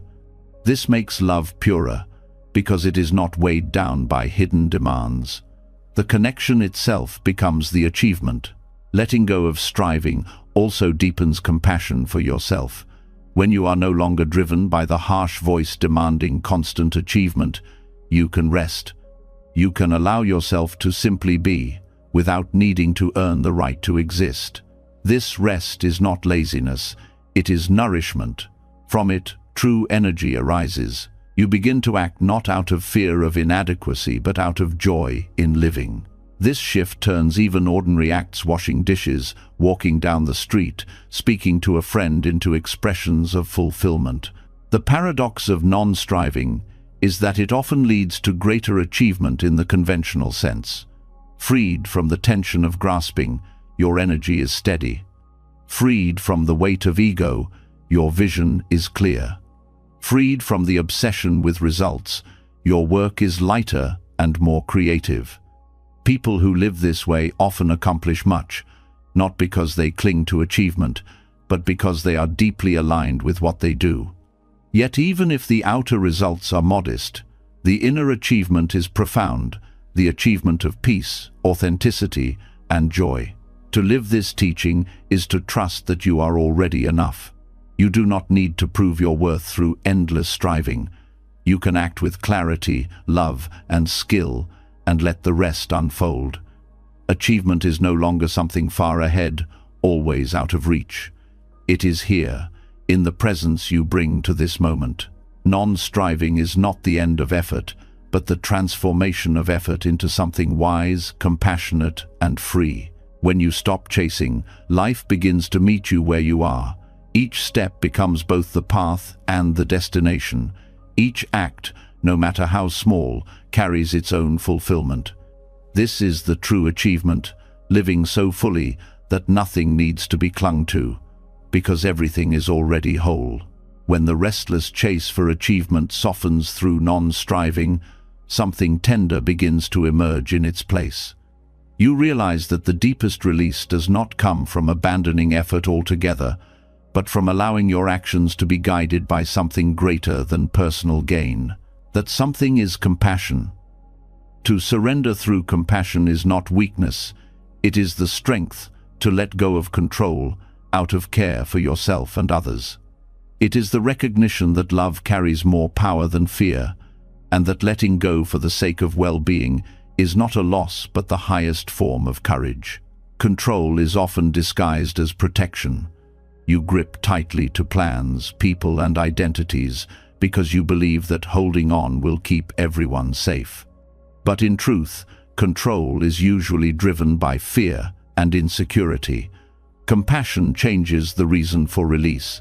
You stop clinging not because you are defeated, but because you care too deeply to cause more suffering for yourself and for those around you. This surrender is an act of love. Consider how compassion transforms the way you treat yourself. Without compassion, surrender feels like giving up, a failure to endure, a sign of weakness. With compassion, surrender becomes an act of kindness. It is allowing yourself to rest when exhaustion takes over. It is forgiving yourself when mistakes weigh heavily. It is letting go of impossible standards that keep you in chains. To live with compassion for yourself is to realize that control is not always noble. Sometimes the most noble act is to step back and soften. Compassion also shifts the way you hold others. When you try to control people, even with good intentions, you limit their freedom. You demand they live according to your expectations, and in doing so, you take away their chance to learn, stumble, and grow. Surrender through compassion means giving others the space to be themselves, even if it means they choose paths different from what you wanted. This release is not neglect. It is trust in their own unfolding. It is saying, I care enough for you to let you walk your way. This approach dissolves much of the conflict that dominates relationships. Arguments often arise from the need to control, insisting that others think, act, or feel as you do. Compassionate surrender loosens this grip. You learn to listen without forcing agreement, to support without demanding compliance. Peace arises not from winning battles of control, but from letting go of the need to win at all. In this way, compassion creates harmony, where control only creates resistance. On a broader scale, surrender through compassion is how you respond to the suffering of the world. You cannot control wars, disasters, or the pain of every being, but you can choose how you meet them. You can soften into compassion rather than harden into despair. You can let go of the illusion that you must fix everything alone and instead contribute what you can with care. This surrender allows you to act without being paralyzed by the weight of the world. You do what is possible and release what is not. There is profound strength in choosing surrender, not because you are powerless, but because you are moved by love. A parent who loosens their grip so a child can find independence, a friend who releases expectations so the other can breathe, a leader who steps back to listen instead of forcing control. These are acts of courage, not weakness. They show that true power lies in creating space for growth, not in clinging to domination. Compassionate surrender also heals the wounds of self-judgment. Control thrives on harshness, telling yourself you must be better, faster, stronger, perfect. This creates inner conflict and endless striving. When compassion guides you, you release that need for domination over yourself. You allow your humanity to exist without condemnation. This surrender does not mean apathy, it means growth without cruelty. It is giving yourself permission to be imperfect while still walking the path with sincerity. Meditation reveals this quality clearly. You may begin by trying to control the mind, forcing thoughts away, demanding silence. But this only creates tension. When compassion enters, you surrender control. You allow thoughts to come and go without judgment. You hold yourself gently when restlessness arises. This compassionate surrender brings the mind to quietness more effectively than force ever could. The very act of letting go, guided by care, becomes the key to peace. In daily life, this kind of surrender can be practiced in small, steady ways. When plans fall apart, instead of clinging in anger, you release with kindness, acknowledging the disappointment while choosing not to add more suffering. When someone disagrees with you, instead of forcing them to see your side, you surrender the need to be right and listen with openness. Each act of compassionate surrender lightens the weight of control and deepens your connection to the world around you. This teaching also reshapes how you understand strength. Culture often praises control, dominance, and unyielding will, but Buddhism points to a different kind of strength, the strength to yield, to let go, to soften. A river cuts through mountains not by force, but by steady flow. Compassionate surrender has this same quality. It wears away the sharp edges of suffering, creating space for gentleness and healing. Strength is not in clinging, but in caring enough to release. Even in the face of suffering, surrender through compassion gives you resilience. When hardship strikes, the instinct is to fight, resist, and control every detail. But this often deepens the pain. Compassion teaches you to surrender into care for yourself by allowing rest, for others by offering presence rather than solutions. In this surrender, you find you can endure more, not less, because you are not exhausting yourself in futile battles against what cannot be controlled. Compassionate surrender also changes how you meet death. The final letting go is often feared as the greatest defeat. But when viewed through compassion, death is not a failure of control, it is the last act of release, the return to flow. To approach death with compassion for yourself is to soften into acceptance, to allow the body and mind to complete their cycle with dignity. To meet the death of others with compassion is to release clinging, allowing grief to move while holding them in love without needing to keep them. This way of living does not make you passive. On the contrary, it gives your actions greater meaning. When you act not from the hunger to control but from compassion, your choices are cleaner, freer, and more impactful. You give not to prove, but to serve. You work not to dominate, but to contribute. You love not to possess, but to nurture. Every act becomes lighter, yet more powerful because it is rooted in care rather than fear. To surrender through compassion is to live with open hands instead of clenched fists. It is to release the constant battle for control and replace it with the steady presence of care. This surrender does not shrink you, it expands you. It allows you to hold yourself and others in kindness, to let life move without the chains of fear. In this way, surrender becomes not the end of strength, but its highest expression. When surrender through compassion becomes your way of moving in the world, another subtle shift begins to appear. You start to notice how even acts of kindness, even moments of generosity, can still carry a hidden hunger, the need to be seen, to be thanked, to be validated. This craving for recognition can quietly turn pure giving into another form of control. The path of the Bodhisattva points beyond this.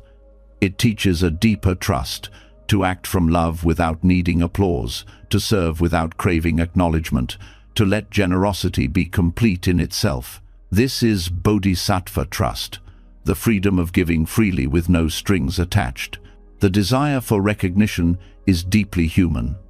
From childhood you are rewarded for good behavior, praised for achievements, and affirmed for acts of kindness. Over time, the mind begins to link giving with receiving acknowledgement. You help not just to help, but to be seen helping. You share not only to share, but to be admired for your generosity. This does not make you evil, it makes you human. But if left unchecked, it chains even your noblest acts to the restless hunger for validation. The Bodhisattva path breaks these chains. A Bodhisattva acts not to gain something, but to reduce suffering wherever it appears. Recognition may come, or it may not. Gratitude may be expressed, or it may be absent. But the act itself is enough. The motivation is compassion, and compassion does not require applause to be real. This trust is liberating. You give because giving itself is joy, because kindness itself is fulfillment. The cycle ends with the act, not with the approval of others. When you practice in this way, giving becomes lighter. You are no longer weighed down by disappointment when gratitude is not shown, nor inflated by pride when recognition arrives. Both are seen as passing winds, not as the measure of your worth. The joy is already complete in the moment of offering. Whether anyone notices or not, the heart expands. This is the essence of Bodhisattva trust, the courage to act from love and let go of the outcome. This way of living also dissolves resentment. Many people become bitter when their efforts go unnoticed. They give to family, to work, to community, and when thanks is not offered, anger grows. But this shows that the giving was secretly tied to recognition. When you act from Bodhisattva trust, resentment cannot take root. You know the act was worthwhile simply because it alleviated suffering, even if no one spoke a word of thanks. Your joy does not depend on someone else's acknowledgement. This teaching also protects you from the ego's subtle traps. Recognition can be intoxicating. When people praise your kindness, it feels good, but it also feeds attachment to image. You begin to act not from pure intention, but from the desire to maintain your reputation as a generous person. Bodhisattva trust cuts through this trap by reminding you that true generosity is invisible. The greatest acts of kindness often leave no trace, no story, no witness. They are known only to the giver, and perhaps to no one at all. Acting without needing recognition also deepens your resilience. If you depend on applause to sustain your effort, your compassion will falter the moment it is not rewarded. But if you act from the fullness of the heart, you cannot be discouraged by silence. You continue to give because giving is who you are, not because the world claps. This resilience is what allows bodhisattvas to keep serving endlessly, even in the face of ingratitude or indifference. Daily life offers countless chances to practice this. You may hold the door for someone who never says thank you, or spend hours helping a friend who forgets your effort, or work hard at a task no one notices. In these moments, the ego protests. It wants recognition. But if you breathe and release, you begin to feel a deeper joy. You acted out of care. That is already complete. The value of your kindness is not diminished by silence. This teaching also dissolves the illusion of separation. Recognition often comes from the belief that there is a giver and a receiver, a benefactor and a beneficiary. But in truth, every act of giving is mutual. When you give, you also receive the joy of generosity, the softening of ego, the connection of compassion. When you release the need for recognition, you begin to feel this mutuality more clearly. Giving is not one-directional. It is part of the flow of interdependence. Meditation on compassion can deepen this practice. As you breathe, you send well-wishing thoughts to others without them ever knowing. No recognition is possible. yet the heart expands. Over time, you see that this inner generosity is as real as any outer act. It trains you to give without expectation, to love without needing a return. The joy of these meditations is quiet but profound. It shows you that recognition is never the true source of fulfillment. This perspective also transforms leadership and service. Leaders who crave recognition often manipulate, seeking glory for themselves even while pretending to serve. True leadership rooted in bodhisattva trust does not seek personal gain. It focuses on the well-being of others, regardless of credit. Paradoxically, such leaders often inspire the deepest respect, because people sense the purity of their intention. But whether recognition arises or not, their joy is already full in the act of serving. Letting go of the craving for recognition also frees you from fear of judgment. When you give only to be seen, you become anxious about how others perceive you. Every act becomes a performance. But when recognition is irrelevant, fear dissolves. You can act from authenticity without worrying how it appears. This freedom allows deeper and truer kindness because the act is guided by compassion alone. The joy of acting without needing recognition is subtle but steady. It does not flare like pride when praised or collapse like bitterness when ignored. It is like a quiet flame, steady and warm, untouched by the winds of approval or neglect. This flame sustains you through every act of giving. It does not need to be fed by applause because it burns from within. To live this way is to trust deeply in the path itself.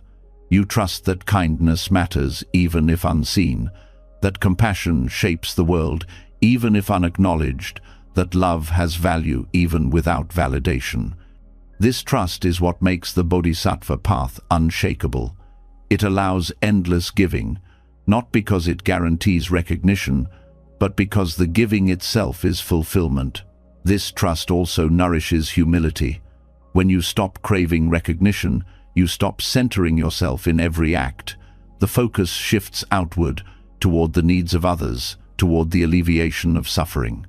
You realize that your role is simply to serve as a channel for compassion, not as the hero of the story. This humility does not erase you, it liberates you. You are no longer burdened with proving yourself. You are free to give fully without hesitation. Acting without needing recognition is not easy. The craving runs deep, and the world constantly encourages it. But each time you release it, each time you let kindness be enough, you taste freedom. Over time, this becomes natural. You no longer calculate returns. You give because it is beautiful to give. You no longer wait for thanks. You are already complete. This is the essence of Bodhisattva trust. The confidence that compassion is its own reward. The faith that love needs no witness to be real. The freedom of giving without clinging. When you live this way, you discover that the greatest recognition comes not from others, but from within the quiet joy of knowing your heart has expanded, your life has aligned with compassion, and your presence has lightened the suffering of the world, whether anyone sees it or not. When you begin to act without needing recognition, your heart grows lighter and your steps more natural. Yet a question quietly lingers. How do you live in a world that constantly shifts, where circumstances refuse to stay still, and where even your best intentions may be met with obstacles?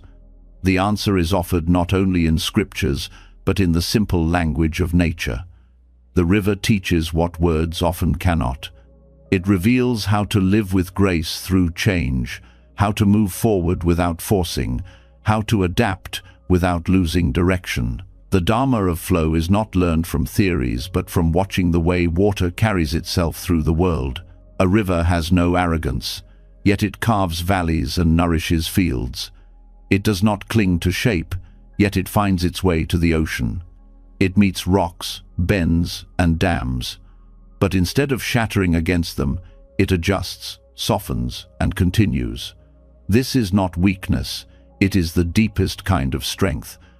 To live like a river is to understand that adaptability is not betrayal of yourself, but fidelity to the truth that life is movement.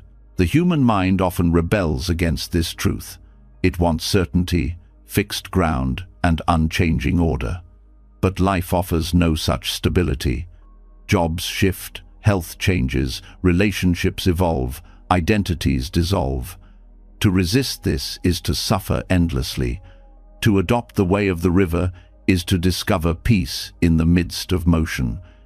Flow does not mean drifting without purpose. It means holding your essence while meeting each condition with flexibility. Just as water remains water no matter its shape, you remain rooted in awareness no matter how life bends you. This practice begins by observing how much of your struggle comes from rigidity. You may insist on one path, one outcome, one way things must unfold. When life pushes differently, tension arises. The more tightly you cling, the more you break. Flow teaches you to loosen, to trust that change itself carries intelligence. A river does not resist the bend in its course, it uses it. In the same way, you can allow unexpected turns to become part of your path rather than obstacles to it. There is humility in this. The river never claims to control the terrain, it simply responds to it. When you let go of the illusion of control and practice responsiveness instead, life becomes less of a battle and more of a dialogue. You listen to circumstances, adjust your steps, and discover that adaptability itself can be graceful. This does not mean passivity, it means skillful alignment. Flow is a discipline of listening and responding, rather than forcing and resisting. The Dharma of flow also reveals how to hold strength and softness together. Water is gentle to the touch, yet it can wear down the hardest stone. Its power is not in brute force, but in persistence and adaptability. In your own life, this means learning to combine resilience with gentleness. You can meet hardship with steady presence instead of rigid control. You can persist without hardening. This balance is what allows you to endure without losing compassion. Living in flow also nurtures patience. A river takes its time to reach the sea. It moves steadily, not hurriedly, yet it never stops. In the same way, you can release the urgency of forcing results. Flow teaches that progress is not always visible moment to moment, but steady presence leads you forward. Patience here is not waiting idly, but continuing without clinging to speed.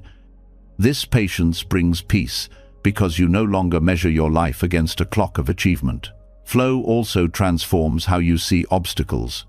Where striving sees a rock as a barrier, flow sees it as an opportunity to bend, to create a new path. When circumstances do not match your plan, instead of despair, you can ask, "How can I adjust here?" This mindset creates resilience, because no obstacle becomes final. Like water, you discover that every block can be met with creativity. Sometimes you go around, sometimes you soften the obstacle itself, and sometimes you find strength by gathering more energy before moving forward. Each way is part of flow. Relationships, too, are guided by this wisdom. Rigidity in relationships creates conflict, demanding that others never change, insisting they match your exact expectations. Flow allows space. It honors the shifts of others while staying rooted in care. Just as a river nourishes whatever it touches without clinging, you can bring kindness to relationships without trying to freeze them. This creates harmony, because love breathes freely when it is not controlled. The practice of flow also brings ease to your inner life. Emotions rise and fall like currents. Anger, sadness, joy, fear, each moves through you. To resist is to trap them, to dam the river and create stagnation. To flow is to let them come and let them go. You do not deny them, but you do not chain yourself to them. This openness turns emotions into teachers rather than jailers. They show you their message and then pass, leaving space for peace. Flow reshapes ambition as well. Instead of forcing a rigid plan, you act with intention, but stay open to how conditions unfold. You may set a direction, but you release the demand for it to look exactly as imagined. This flexibility allows life to surprise you, to open doors you would never have designed. Many of the most meaningful paths are discovered this way, not by clinging but by flowing with opportunities as they appear. Meditation becomes a training ground for this practice. As you sit, thoughts and sensations rise like ripples. The instinct is to hold or push them away. But when you practice flow, you simply let them move. Attention rests like the riverbed, steady beneath the current. This teaches you directly that peace is not in stopping the flow, but in resting with it. The mind becomes spacious, not because it is empty of movement, but because it no longer clings to the movement. The Dharma of flow also nurtures gratitude. When you release rigidity, you begin to notice the beauty of each moment. Just as a river glitters in sunlight, each small detail of life shines when you meet it without grasping. The taste of food, the sound of laughter, the rhythm of breath all become precious. Gratitude arises naturally when you stop fighting reality and begin flowing with it. In times of loss, this teaching is especially powerful. Loss is the place where control is most obviously shattered. The instinct is to cling, to resist, to break against grief. Flow teaches another way. You allow the current of grief to move through you, trusting that even the heaviest waters eventually carry you forward. You do not deny the pain, but you do not harden against it. Over time, grief softens, reshapes, and carries you to new landscapes of compassion. To live with the Dharma of flow is to embody trust, not blind trust, but trust in the very nature of life as movement. You do not need to know each turn of the river to know it will keep flowing. You do not need to control every condition to know you can respond to them. Trust grows not from certainty, but from the steady experience that life, like water, carries you forward if you allow it. In this way, the river becomes more than a metaphor. It becomes a teacher you carry with you. Each time you feel rigid, you remember its softness. Each time you feel blocked, you remember its adaptability. Each time you feel anxious about the future, you remember its patience.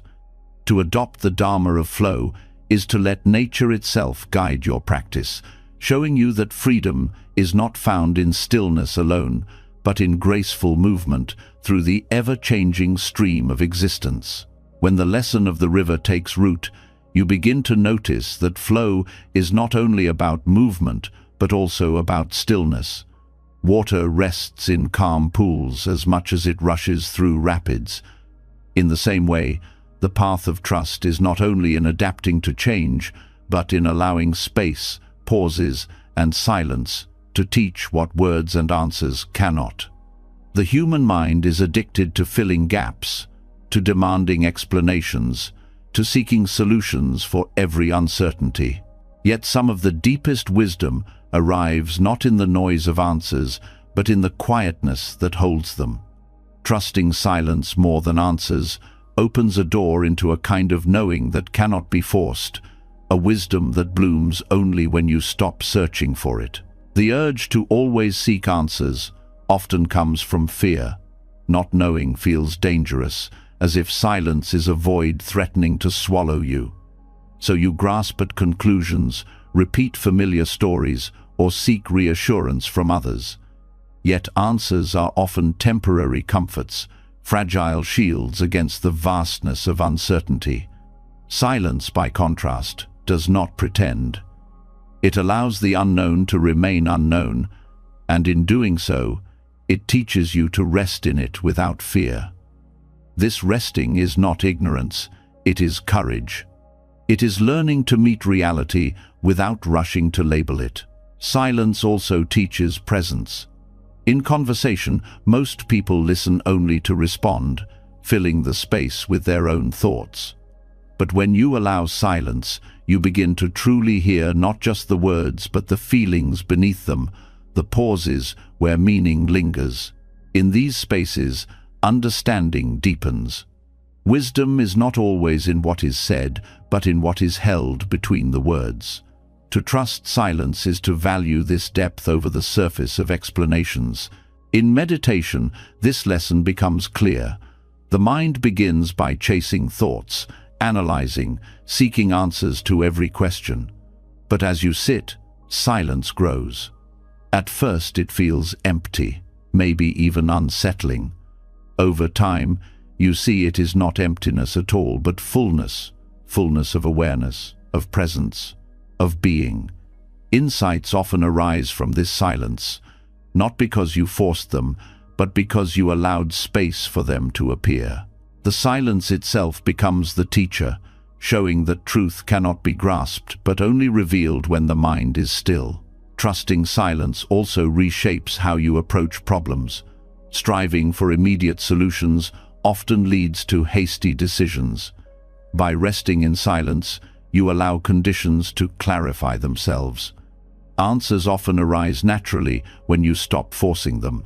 Like muddy water settling when left undisturbed, the mind clears when it is not stirred by constant searching. This patience allows you to act from clarity rather than panic. In relationships, silence can be as powerful as words. There are times when no explanation can ease another's pain, when no argument can resolve a conflict. Presence without words, a quiet hand held, a calm listening ear, can speak more deeply than speeches. Trusting silence here means believing that connection does not always require explanation. Sometimes the deepest care is simply being with another in their difficulty without trying to fix it. Silence also reveals the richness of the present. When the noise of answers subsides, you begin to notice subtleties once overlooked: the rhythm of breath, the rustle of leaves, the stillness of a room. These details are not trivial. They are the texture of life itself.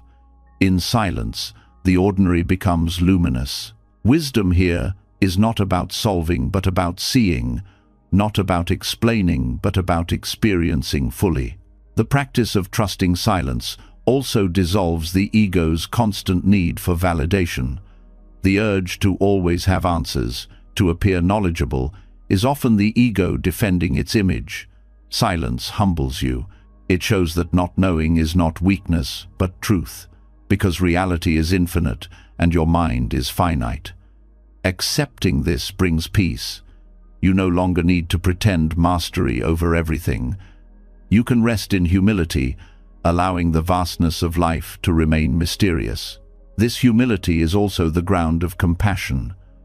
When you stop filling silence with your own certainty, you create space for others.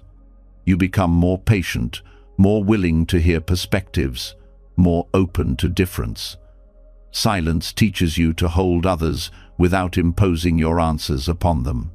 In this way, it becomes an act of kindness, a way of saying, "I do not need to control you with explanations.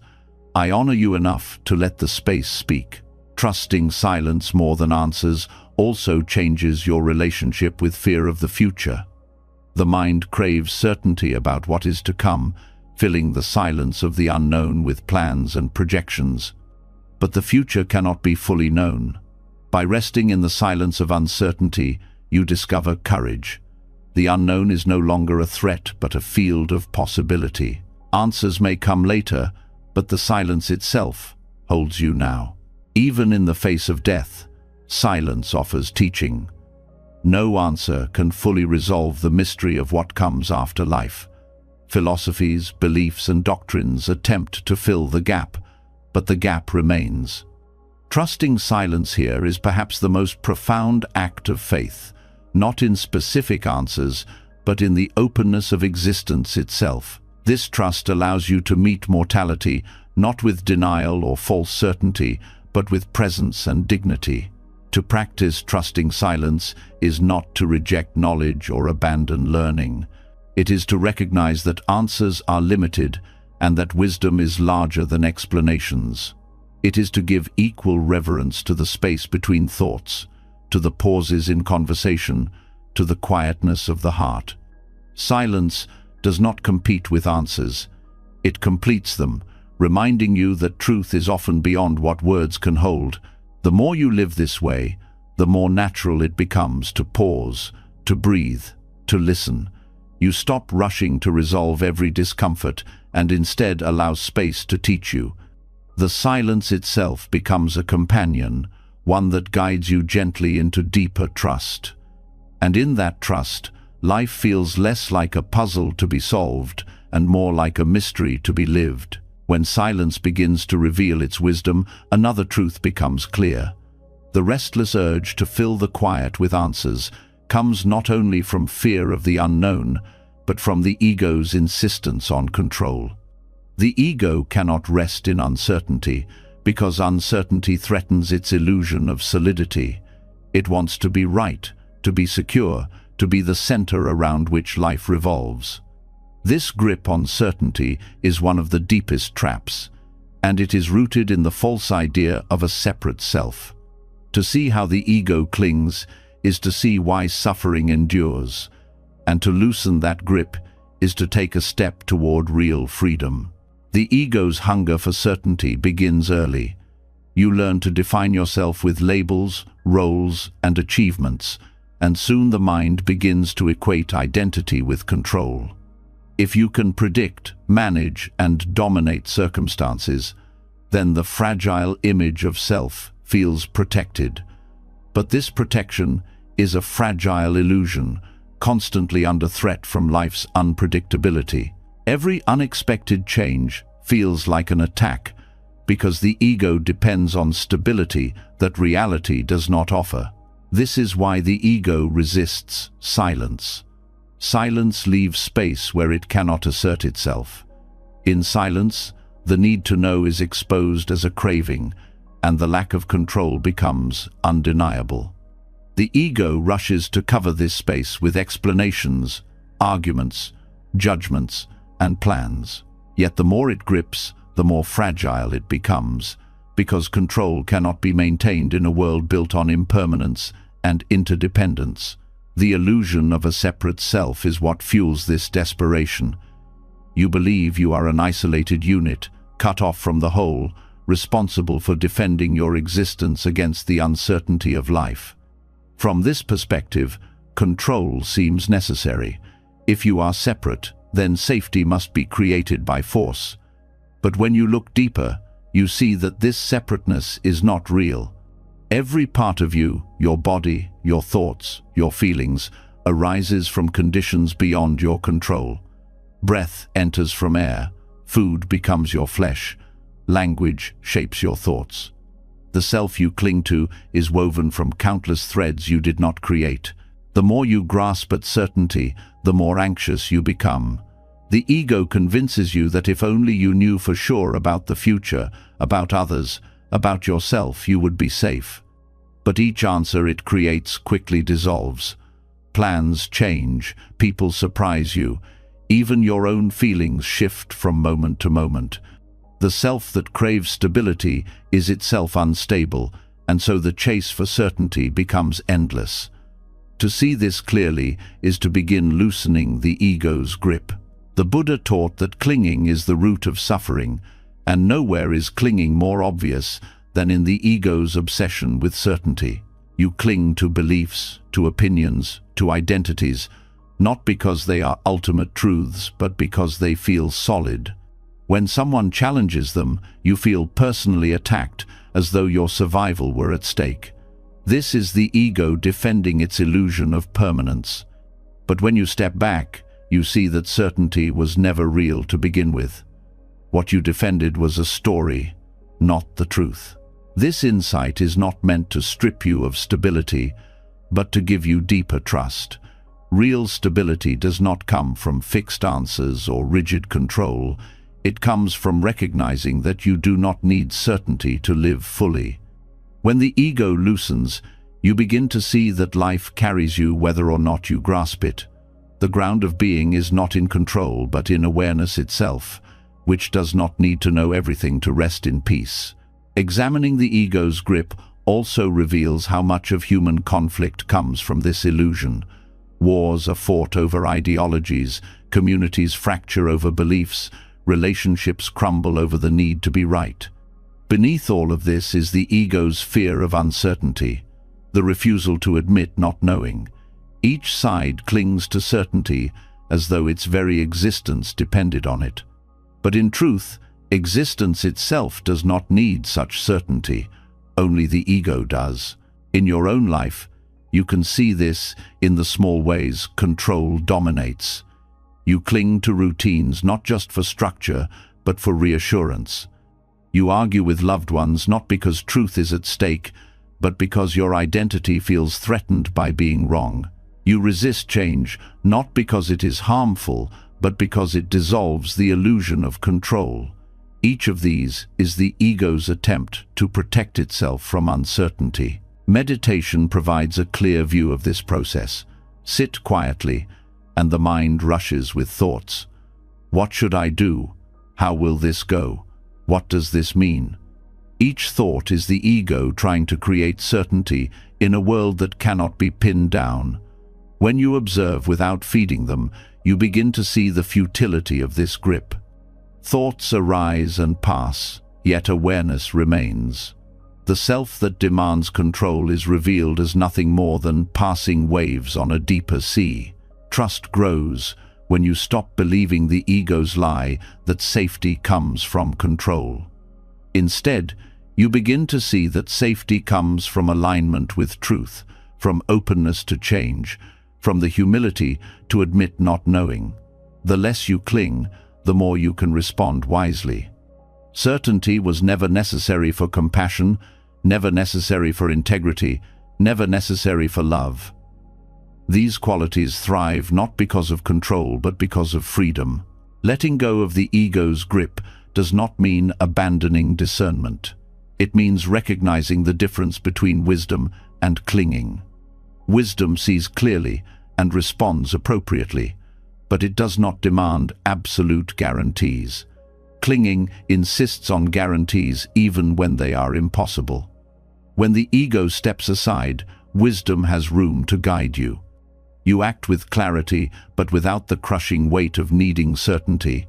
This practice transforms your relationship with fear. Fear often arises from the unknown. What if this happens? What if that doesn't? The ego insists on answers to erase the fear, but fear dissolves not through answers, but through trust. When you see that the separate self is an illusion, you realize there was never anyone who needed to be protected from uncertainty in the first place. Life moves, and you move with it. Fear loses its foundation when the ego loosens its grip. The grip on certainty is perhaps the most subtle chain of all, because it masquerades as strength. To be firm, to be decisive, to be unshakable, these sound noble. But when rooted in ego, they are just another form of fear. Real strength is the courage to admit uncertainty, to live without rigid ground, to let awareness itself be enough. This is not passivity, it is the deepest form of freedom. The more you see the illusion of the separate self, the easier it becomes to release control. You recognize that the self you defended was never solid, and so there is nothing to protect. Without this false burden, life feels lighter. You can meet each moment as it comes, without demanding that it confirm your identity. This openness allows real intimacy with life, because you no longer stand apart from it. The illusion of separation dissolves, and with it, the desperate need for certainty. To live this way is to walk with humility, knowing that answers will always be partial, control will always be limited, and certainty will always be an illusion. But it is also to walk with freedom, because none of these are required for peace. What you once feared as weakness, the admission of not knowing becomes your greatest strength. The ego's grip weakens, and in its place arises a quiet trust in the unfolding of life itself. When you begin to see how the ego clings to certainty, another hidden attachment comes into view. Beneath the need to control outcomes and protect identity lies a quieter but equally powerful grip: the obsession with time. The mind measures, schedules, anticipates, regrets. It constantly asks, when? When will this change? When will I arrive? When will peace come? This urgency ties you to clocks and calendars, but also to restlessness within. To release the attachment to time is not to deny its practical use, but to stop living as though your freedom depends on the next moment. True peace is discovered when you rest in awareness that is timeless. Time becomes a prison when it is mistaken for the measure of your worth. You look back and feel regret, thinking too much was wasted. You look forward and feel pressure, fearing there is not enough left. You rush to accomplish before it is too late, or you cling to the past because you believe your best days are gone. In each case, the mind is absent from the present, caught in the illusion that happiness lies in some other point along the timeline. The grip of when creates constant dissatisfaction. Non-attachment to time does not mean abandoning responsibility. It means shifting from being enslaved by time to seeing it as a tool. When you recognize that awareness itself is not bound by past or future, you begin to experience life more directly. Each moment becomes complete, not because it leads to something else, but because it is already whole. The urgency of when begins to dissolve, and with it, the anxiety that time once created.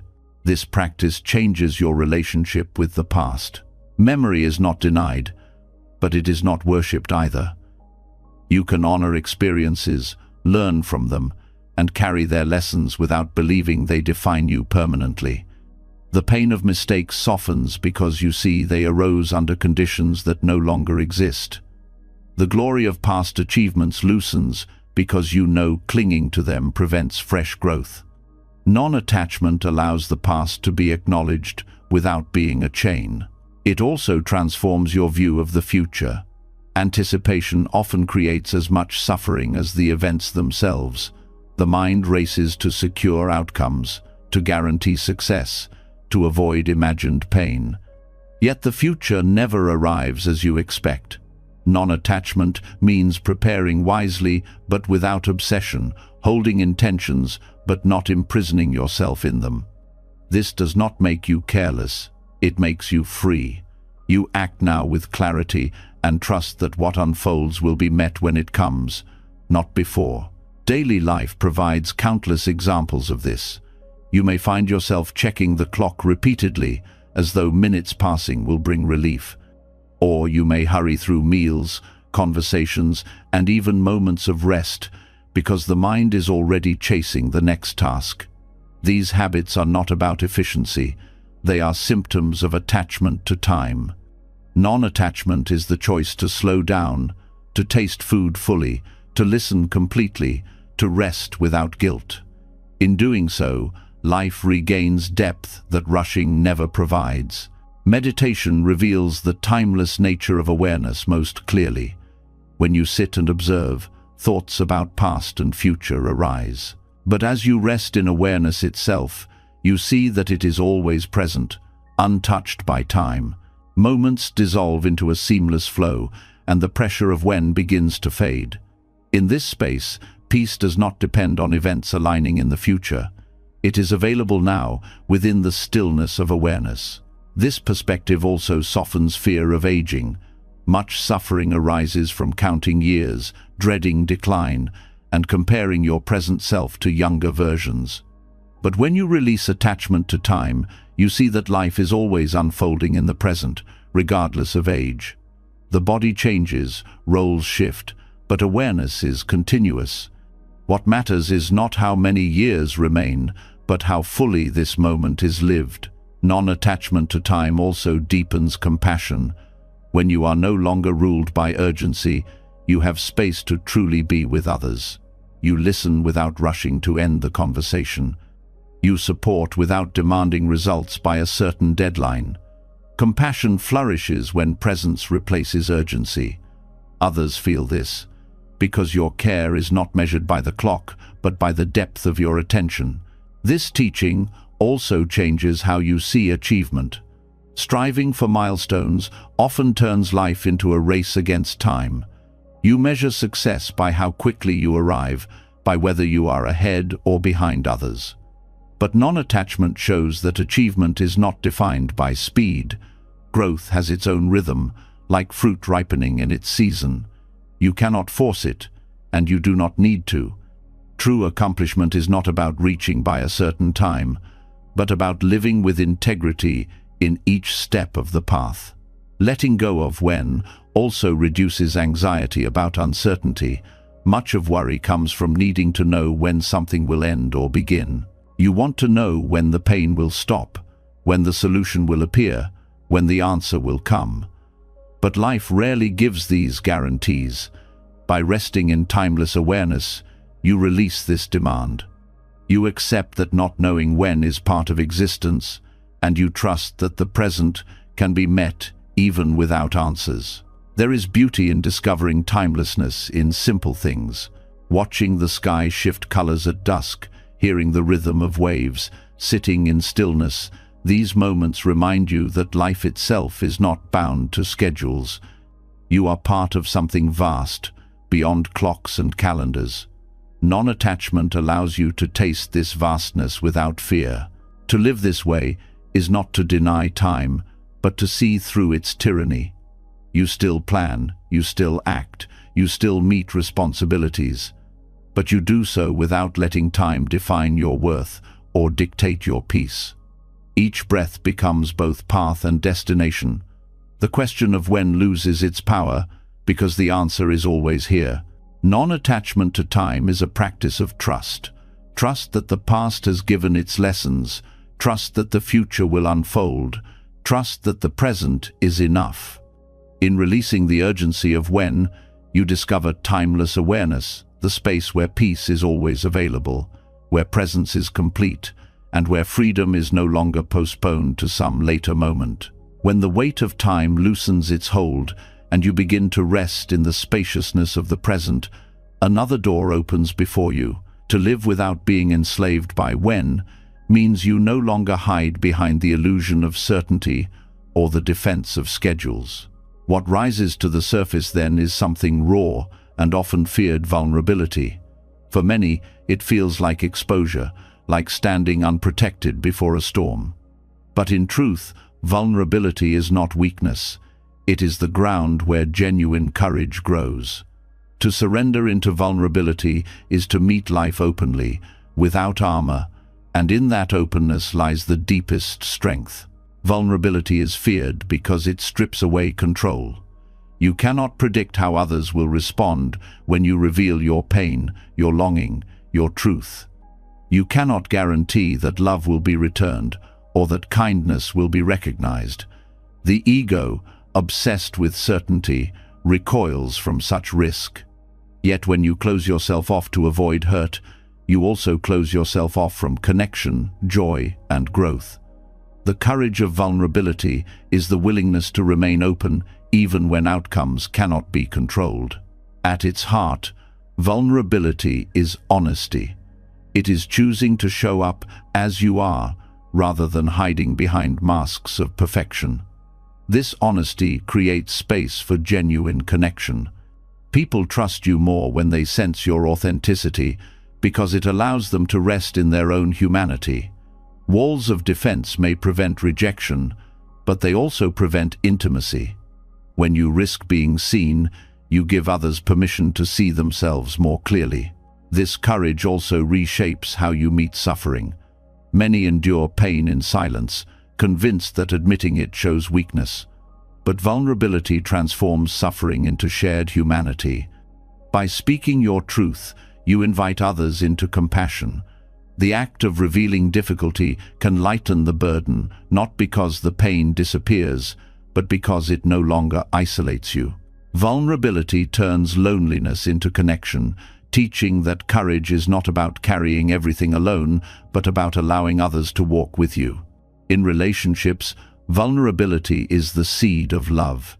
Without it, love becomes performance gestures, roles, and appearances maintained for approval. With it, love becomes real. To say, "I need you," "I was wrong," or "I am afraid," requires courage greater than any external achievement. These words dissolve barriers, opening hearts to each other. Vulnerability makes love deeper because it is no longer built on illusion but on truth. Even in leadership, vulnerability is strength. A leader who pretends to be invincible creates distance. One who admits uncertainty and seeks input builds trust. This kind of courage inspires others, not because of flawless control, but because of authentic humanity. It shows that strength does not mean knowing everything, but being willing to learn, adjust, and grow. Vulnerability in leadership creates resilience in communities because people feel seen, valued, and invited to contribute. Spiritual practice also thrives in vulnerability.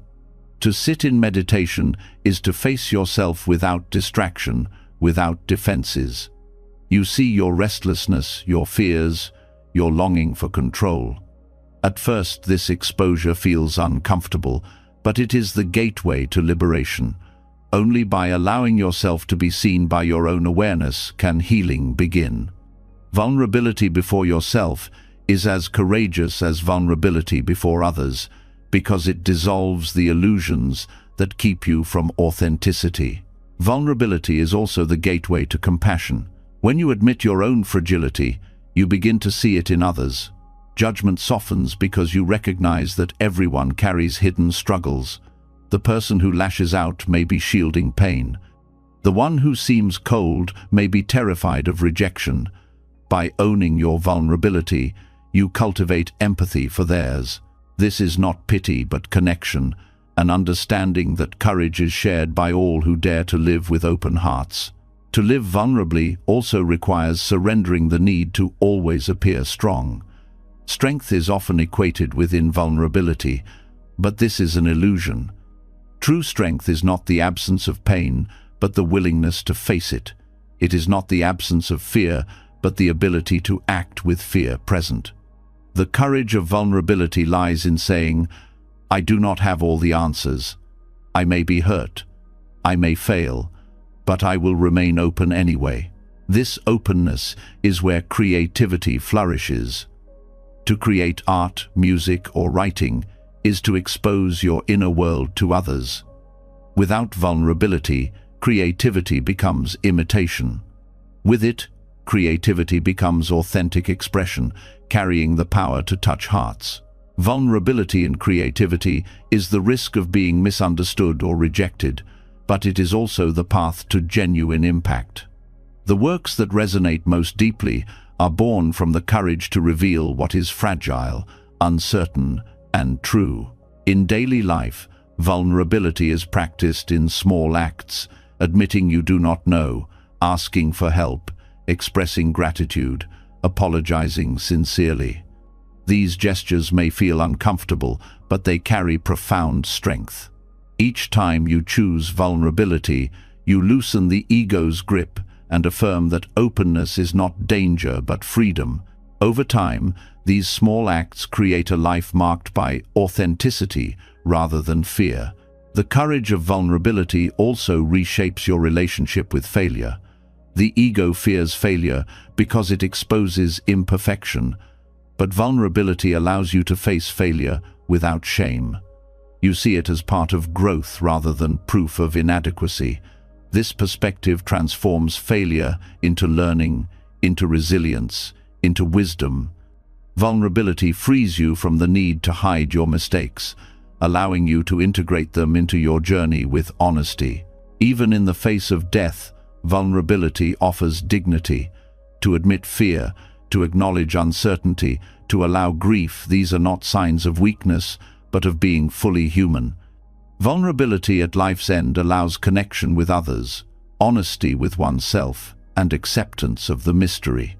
It takes courage to face death with openness, but that courage is what transforms fear into peace. The courage of vulnerability is not reckless exposure. It is not pouring out everything to everyone without discernment. It is wise openness, guided by compassion for yourself and others.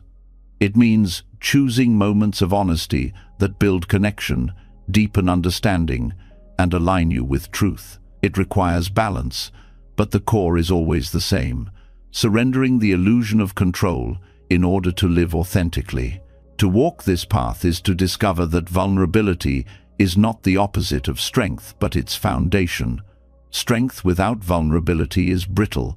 It cracks under pressure. Strength with vulnerability is flexible. It bends, adapts, and endures. When you embrace vulnerability, you discover a courage that no armor can provide: the courage to live openly, to connect deeply, and to surrender to life as its island. When the courage of vulnerability begins to guide your steps, you start to see that openness itself leads you into mysteries the rational mind cannot resolve. To be vulnerable is to admit you do not always know, that life resists being neatly explained, that uncertainty cannot be defeated by logic alone. This realization brings you face to face with paradox, the kind of truth that cannot be solved like a puzzle, but only lived. Zen tradition calls these koans, questions or riddles that break the grip of the intellect and open the heart to something deeper. But koans are not only found in monasteries, they appear every day, woven into the contradictions of ordinary life. Learning to accept paradox without forcing resolution is a profound practice in trust. The mind is conditioned to seek closure. Every question must have an answer, every tension must be resolved, every contradiction must be explained. This drive gives the illusion of control, but it also imprisons you in frustration. Some questions do not have final answers. Some situations hold opposing truths at once.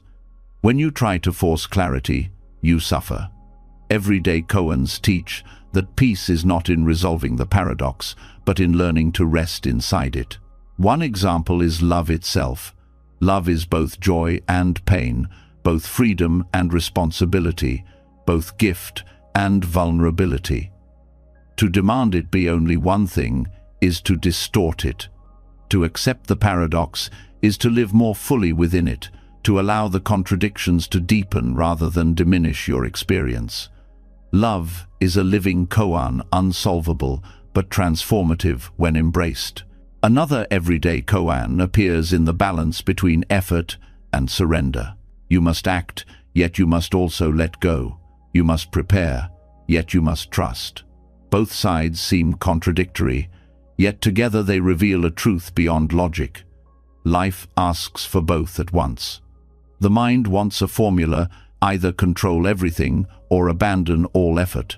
But the koan teaches that truth is found only in holding both with humility. These everyday paradoxes reveal that the intellect, while useful, is limited. Logic can measure, compare, and analyze, but it cannot touch the depth of lived experience. A koan unsettles the mind precisely to point beyond it. When you are faced with the riddle of how life can be beautiful and tragic at the same time, the mind cannot solve it, but the heart can hold it. This holding is not passive, it is wisdom. Learning to live with paradox also reshapes how you approach suffering. Pain and growth often arrive together. Loss can deepen gratitude, fragility can reveal strength. The mind asks, how can both be true?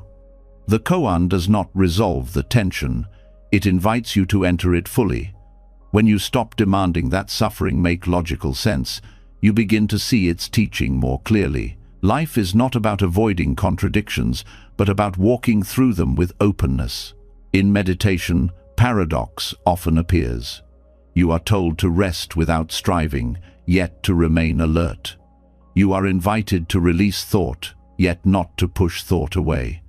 To the mind, these are contradictions. To awareness, they are invitations to settle into a deeper space where both can coexist. Meditation itself is a living koan, showing you that truth often transcends the categories the mind demands. The practice of koans is not about answers, but about transformation. When you sit with paradox, something softens. The restless drive for resolution quiets, and you discover a new capacity to rest in the unknown without fear. This capacity is trust. It is the recognition that life itself is vast, mysterious, and cannot be reduced to logic. You begin to see that not every question needs solving, not every contradiction needs resolution, not every uncertainty needs closure. Everyday life is filled with such koans if you pay attention. Parenting is one. You guide children, yet you must let them go. Work is another. You give effort, yet outcomes are never fully yours. Even your own mind is a koan. You search for self, yet the more you look, the less solid it becomes.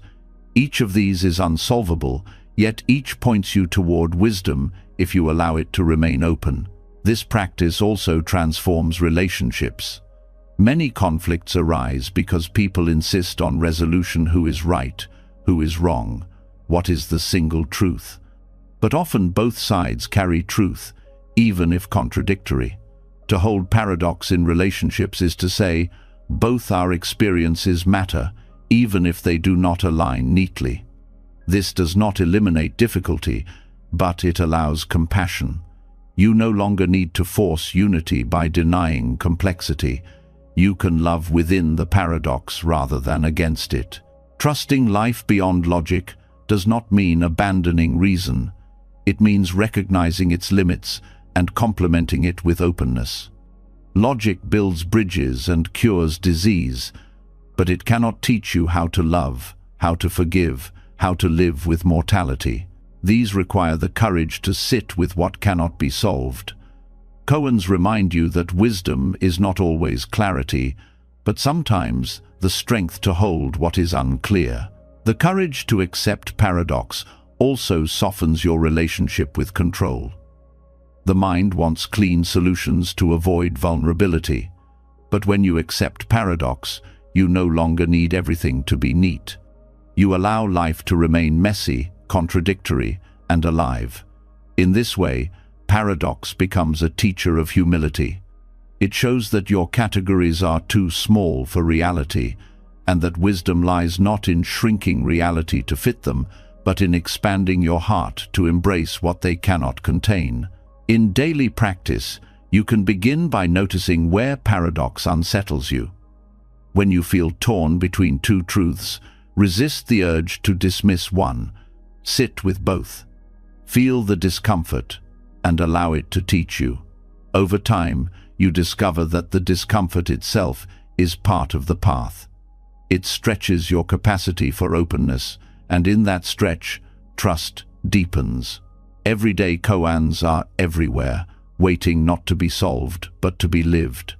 They ask you to step beyond the narrow gate of logic into the vastness of being. When you accept them, life itself becomes your teacher. You begin to see that wisdom is not a tidy set of answers, but a willingness to walk into paradox with open hands and an open heart. When the practice of sitting with paradox begins to settle in your heart, you start to notice another place where the mind struggles the most when dealing with the lives of others. Just as the mind wants to solve contradictions, it also wants to shape people, to direct them, to insist that their path should mirror your vision of what is right. This desire often hides behind love, responsibility, or care, but at its core, it is another form of control. The truth is painful and liberating at once. You cannot walk another's path for them, nor can you dictate the lessons they must learn. To relinquish control over others' journeys is one of the deepest practices of trust, and it allows love to breathe without suffocation. The urge to shape another's path often comes from fear.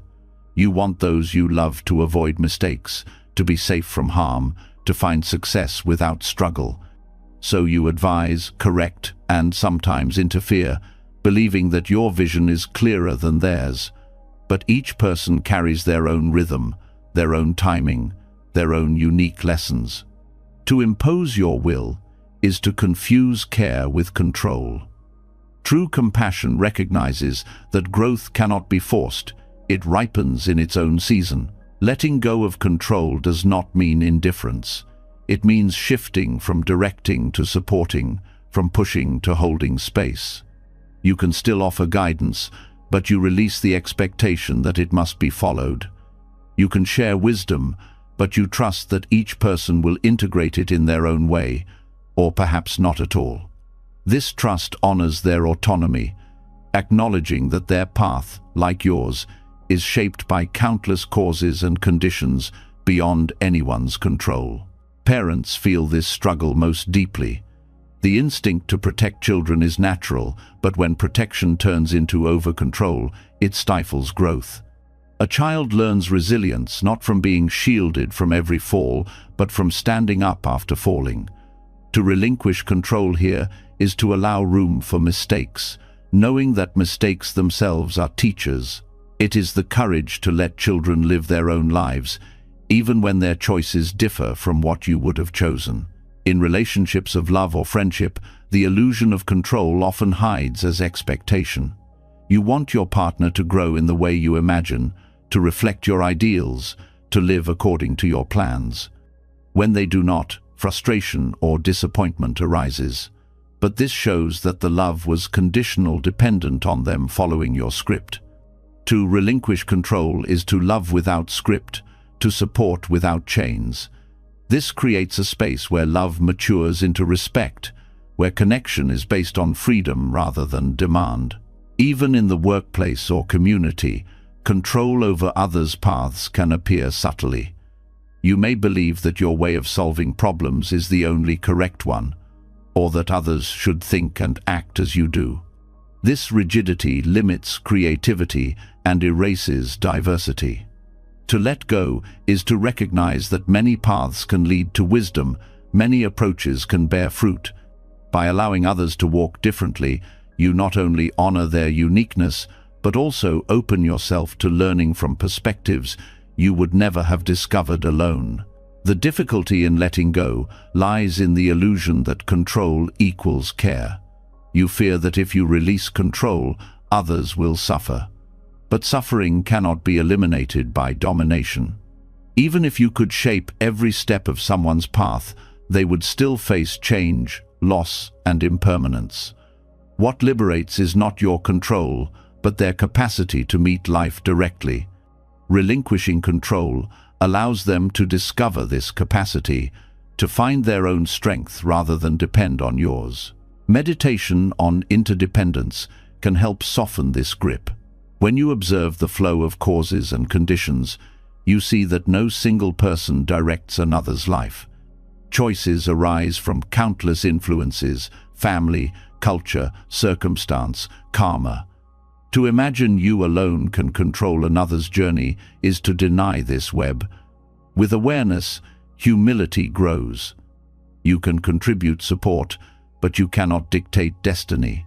This humility brings peace because it frees you from an impossible burden. Letting go of control also prevents resentment. When you insist others must follow your way, you set yourself up for disappointment. When they do not, you feel ignored or unappreciated. This poisons relationships, turning care into conflict. But when you release the expectation of control, you act from generosity rather than demand. Your support is offered freely, without strings attached. Whether or not it is received, your peace remains intact. This practice deepens compassion because it teaches you to see others as capable beings rather than extensions of yourself. You stop viewing their choices as reflections of your worth. Instead, you respect their struggles as their own. You begin to understand that love is not possession but presence, the willingness to walk alongside without steering the direction. This presence is more healing than control could ever be, because it affirms the dignity of the other. Relinquishing control also means releasing the idea that you know best. While you may have more experience in certain areas, you cannot know the totality of another's inner world. Their fears, dreams, and karmic lessons are hidden from you. What may look like a mistake to you could be the doorway to their greatest growth. What may appear as failure could be the soil of resilience. To let go is to accept that you do not see the whole picture, and that their unfolding belongs to them, not to your vision. This does not mean withdrawing from care. On the contrary, it makes your care purer. When you support without controlling, your actions come from love rather than fear. You encourage, guide, and protect when necessary, but you also step back when it is time. This balance allows your relationships to thrive, because those you care for feel both supported and respected. They sense the difference between guidance that empowers and control that confines. The courage to release control over others' paths also liberates you. Trying to shape another's life is exhausting. It ties your peace to their choices, making you anxious whenever they deviate. By letting go, you reclaim your energy. You focus on your own growth while trusting others to manage theirs. Paradoxically, this often strengthens relationships because your presence becomes lighter, freer, less demanding. Even death offers this lesson. Watching loved ones suffer or face mortality brings the painful realization that you cannot control their journey. No matter how deeply you wish to take their pain away, you cannot walk that path for them. To let go here is to honor their humanity, to be present with compassion without trying to rewrite their experience. It is perhaps the most profound act of respect, to allow another to meet their own path, even at the end of life. Relinquishing control over others' paths requires humility, patience, and faith. Humility to admit you do not hold the answers for another's life, patience to allow their growth to unfold in its own time. Faith that the same wisdom guiding your journey also guides theirs. When you live this way, relationships shift from struggle to trust, from demand to freedom, from fear to love. To walk this path is to embody a deeper form of compassion, one that respects freedom, honors difference, and trusts the unfolding of each being's journey. You discover that love does not need control to be strong. On the contrary, it becomes strongest when it allows others to walk their own way, while you walk beside them with open hands and an open heart. When you begin to release the need to shape another's journey, you are left standing face to face with your own. The energy once poured into controlling others flows back toward you, and a deeper truth reveals itself. The universe often shows you not what you want to see, but what you are carrying within. Life reflects your state of mind, your fears, your trust, your openness, your resistance. This is samsara's mirror. To trust the universe, you must also learn to trust yourself, because the two are never separate. The outer world becomes a reflection of your inner stance, and trust becomes reciprocal. The more you allow inner harmony, the more you perceive harmony around you. The idea that the world mirrors your state is not about magical thinking or bending reality to your moods. It is about perception and resonance. When you are anxious, every event seems threatening. When you are calm, those same events seem manageable. The outer conditions may not change, but your inner condition changes how you meet them. In this sense, samsara holds up a mirror. It shows you not only the impermanence of life, but the way your inner lens colors everything you see. Trusting yourself is not about confidence in abilities alone. It is about trusting the deeper ground of awareness, the space within that can hold every experience without being shattered. When you learn to rest in this space, you discover that life's reflections no longer frighten you. Even suffering becomes less overwhelming because you see it as a message rather than an attack. The world mirrors your growth by shifting how events are felt within you. This teaching changes the way you meet challenges. Instead of asking only, "Why is this happening to me?" you begin to ask, "What in me is being shown here?" This shift does not mean blaming yourself for hardship. It means recognizing that how you relate to hardship is shaped by your inner state. If you meet loss with resistance, the mirror shows turmoil. If you meet it with openness, the mirror shows resilience. The outer event is the same, but the reflection reveals your relationship with it. This mirror also teaches humility. When conflict arises with others, the instinct is to focus on their faults. But if you pause, you may see your own fears reflected. Their anger might reveal your discomfort with anger. Their withdrawal might reflect your fear of abandonment. The mirror is not about fault, but about learning. Samsara reflects what is unfinished within you so that you can meet it, understand it, and release control. Trusting yourself also means trusting that you can face what the mirror shows. Often people resist inner reflection because they fear what they will see: weakness, fear, shame, doubt. But trust reminds you that whatever arises, you are capable of meeting it. Awareness itself is never harmed by what it sees. This realization frees you to face yourself honestly, and in doing so, to face the world with greater clarity. The reciprocity of trust becomes clear in relationships. When you trust yourself, you are less likely to demand constant reassurance from others. You meet them from a place of wholeness rather than need. This trust allows them to feel safe too, because they are not burdened with carrying your insecurity. In turn, they often respond with greater openness. The mirror reflects back the trust you extend inwardly. In meditation, this teaching is direct. Sit quietly, and the mind reflects itself in each thought and feeling. Restlessness, fear, joy, and peace all arise as reflections. You begin to see that awareness itself is steady while the reflections shift. Trust grows as you realize you do not need to control or deny what arises. You simply meet it, and in that meeting, its power softens. Meditation becomes a mirror where you practice trusting both the mind's storms and the awareness that holds them. This perspective transforms your relationship with the universe itself.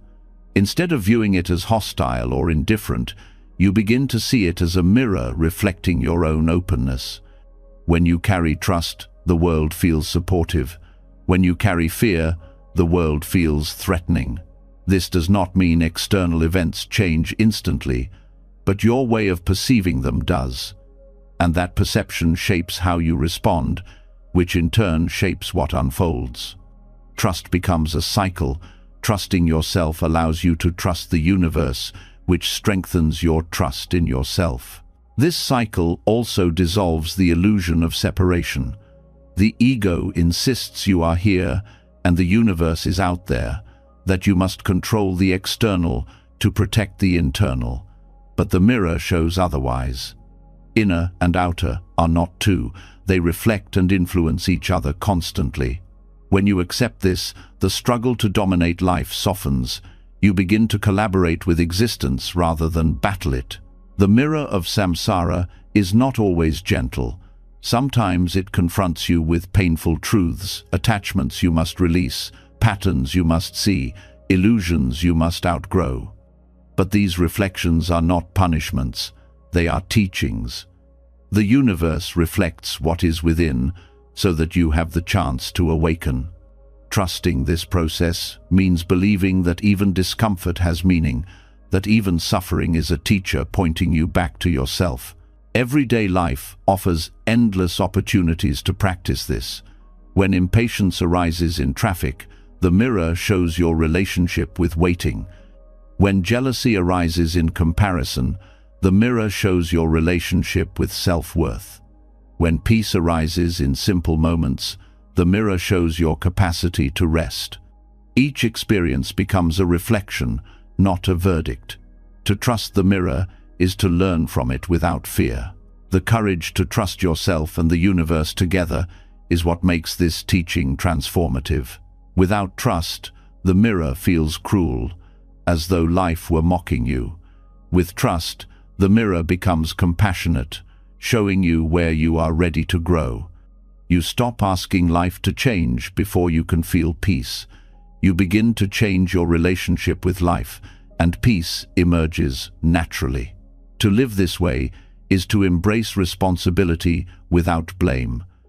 You are not the sole creator of events, but you are responsible for how you meet them. Samsara mirrors your inner stance, and in that reflection, you are invited to align with trust. Each time you choose trust over fear, openness over rigidity, presence over resistance, The mirror reflects it back in ways large and small. In the end, trusting the universe by trusting yourself is about recognizing the unity of inner and outer, self and world. The boundary dissolves, and what remains is participation in a vast unfolding. You no longer see the universe as an enemy to outwit, but as a mirror guiding you toward your own awakening. And with that trust, you begin to walk more gently, more courageously, more freely, meeting each reflection not with fear but with gratitude. When you begin to see how samsara reflects your inner state, it becomes clear that much of what is mirrored back arises through what you say and what you withhold. Words carry energy, shaping both the world around you and the mind within. Silence too has its power, sometimes as healing presence, sometimes as avoidance, sometimes as wisdom. The challenge is discerning when speech binds you and when silence liberates you. To release control in speech and silence is to walk with a deeper sensitivity, learning that not every truth must be spoken, not every silence must be broken, and that freedom lies in the balance between the two. The urge to control through words is strong. People often speak to prove themselves, to protect their image, to dominate, or to fill the discomfort of emptiness. Words become armor, weapons, or distractions. But when speech arises from fear or ego, it does not create connection, it creates bondage. You become entangled in arguments, misunderstood intentions, and the weight of promises you cannot keep. The more you cling to words as control, the more they control you. Silence, on the other hand, is often feared. It feels like emptiness, like absence, like something is missing. Many rush to fill it with chatter, explanations, or noise. Yet silence can be the most honest communication of all.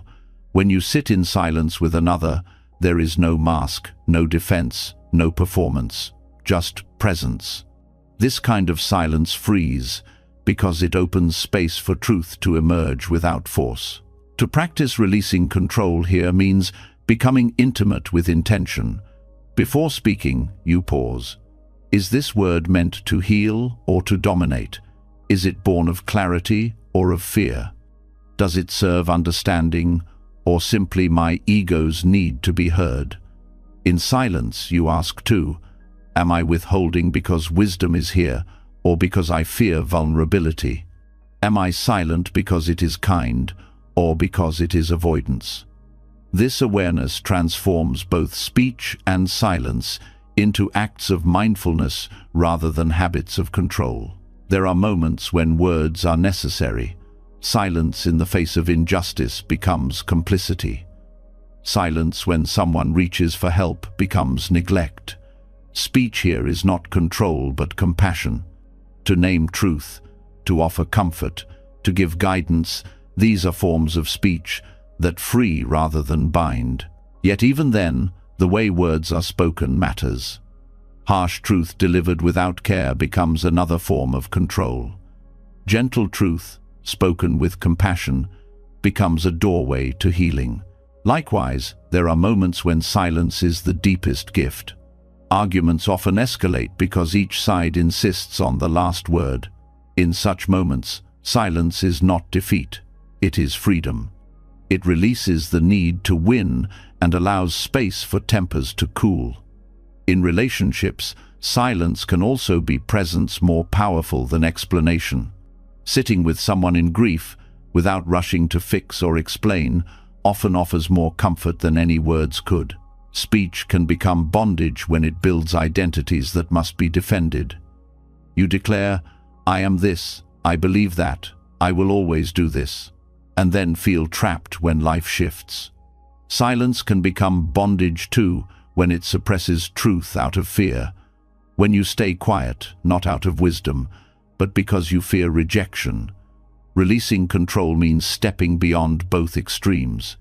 Words and silence are tools, not prisons. You learn to use them skillfully rather than be used by them. This balance transforms relationships.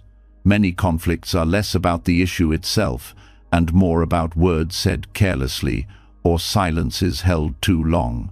When you release control, you stop using words to manipulate or silence to punish. Instead, you speak with honesty when it matters, and you rest in silence when it heals. This creates trust, because others sense that your communication arises not from control but from sincerity. Meditation reveals the nature of speech and silence within the mind itself. Thoughts are like inner words, constantly narrating, explaining, controlling. When you sit and observe, you see how exhausting this chatter island silence beneath it is, not empty but spacious. The more you rest there, the more you recognize that speech, when it arises, can come from this space too, from presence rather than compulsion. This is why meditators often speak less, not because they fear words, but because silence has taught them their true weight. Releasing control in speech and silence also dissolves the ego's grip on being right.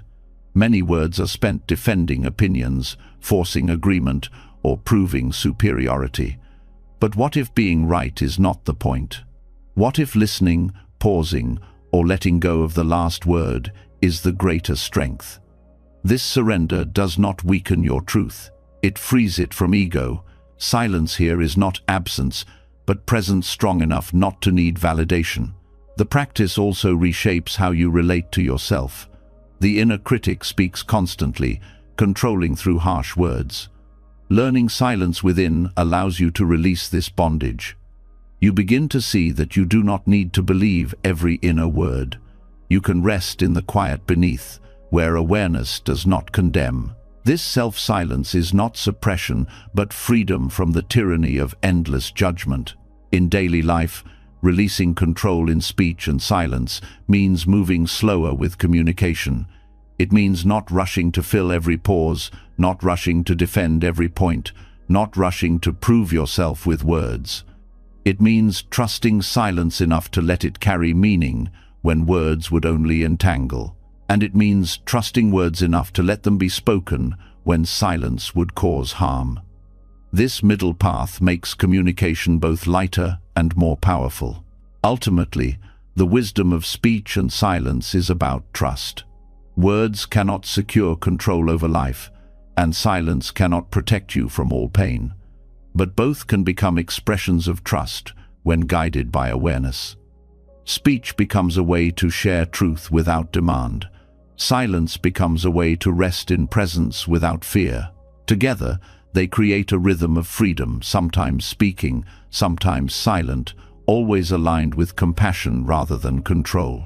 To live this way is to discover that communication is not about domination, but about connection. When you release the need to control through words, and when you allow silence to speak in its own way, you begin to participate in dialogue with life itself.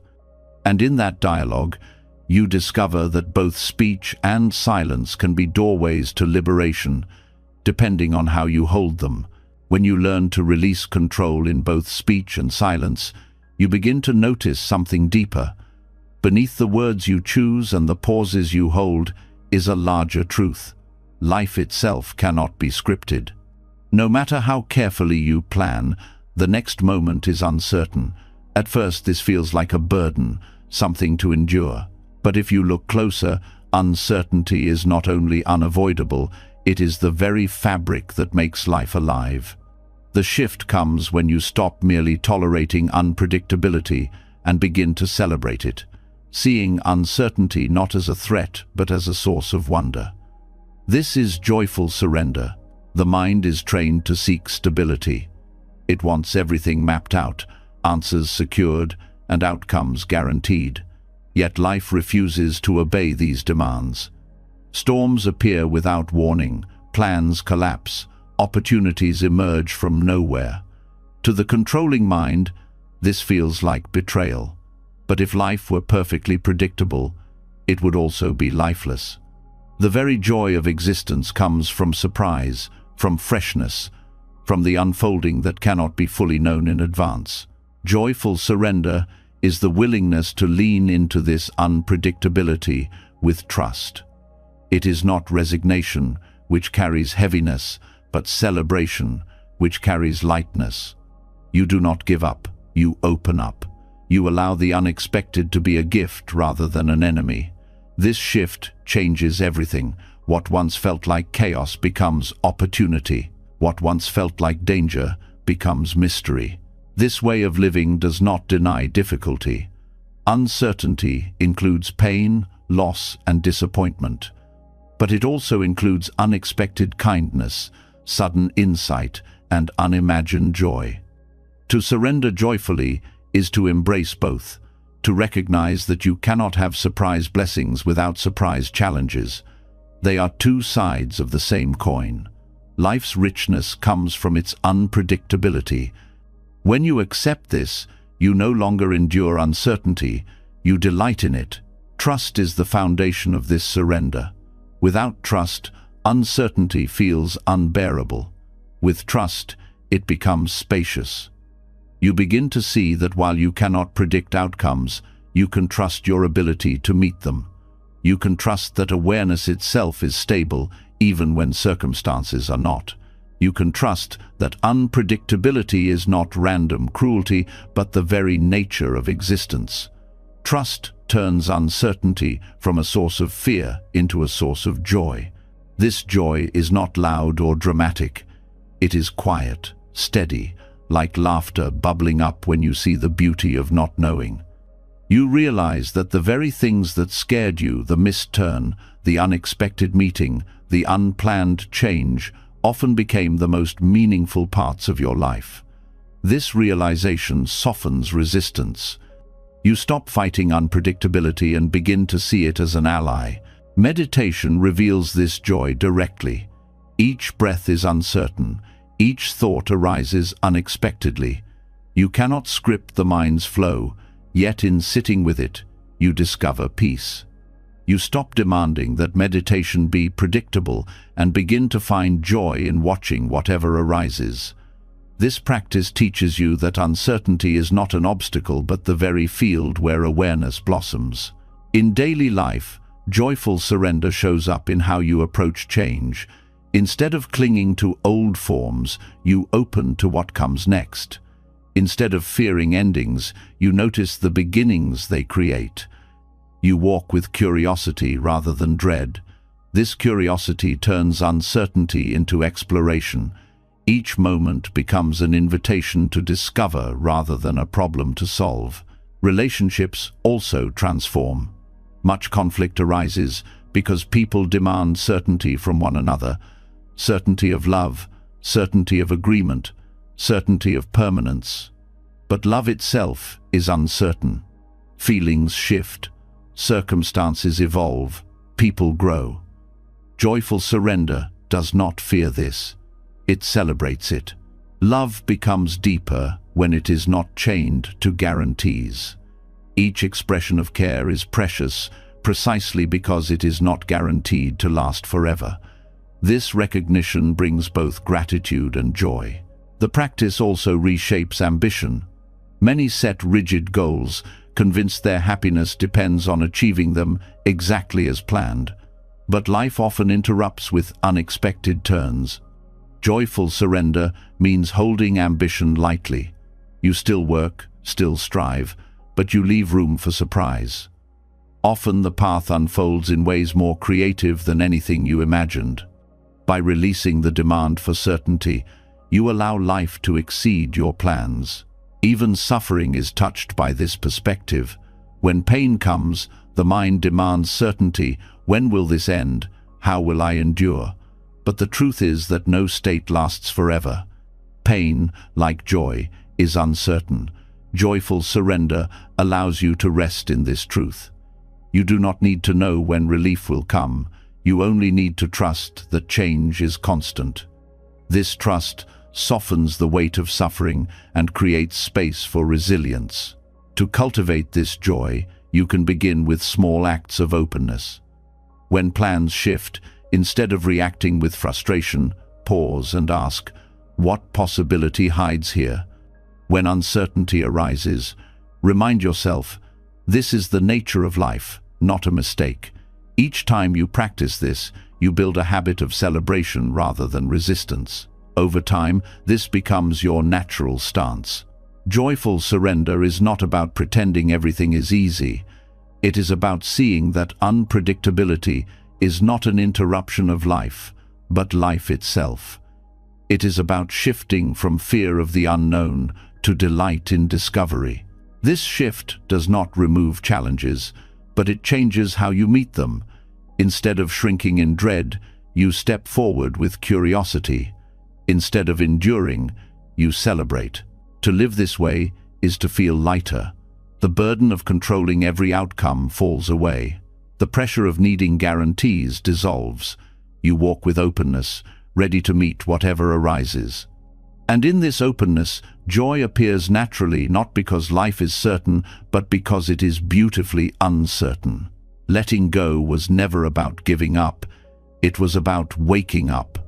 Through these lessons we've walked together, from the subtle art of non-interference to the freedom of impermanence, from the balance of effort to the patience of karma, from trusting silence to softening the ego, from vulnerability to the playful wisdom of paradox.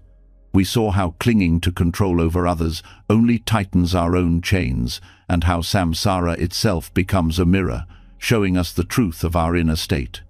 We discovered that words and silence both carry power, that uncertainty can be celebrated instead of endured, and that trust is not blind. It is the deepest alignment with the flow of life itself. The invitation is simple yet profound. Release the grip, trust the unfolding, and let the universe carry you with the same grace it carries rivers, stars, and seasons. Now I'd love to hear from you.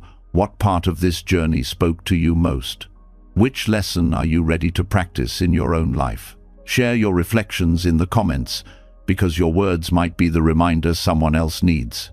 And if you found value here, don't forget to subscribe and tap the bell so you can keep walking this path with us. More wisdom, more peace, more freedom is waiting. Let's continue to grow together.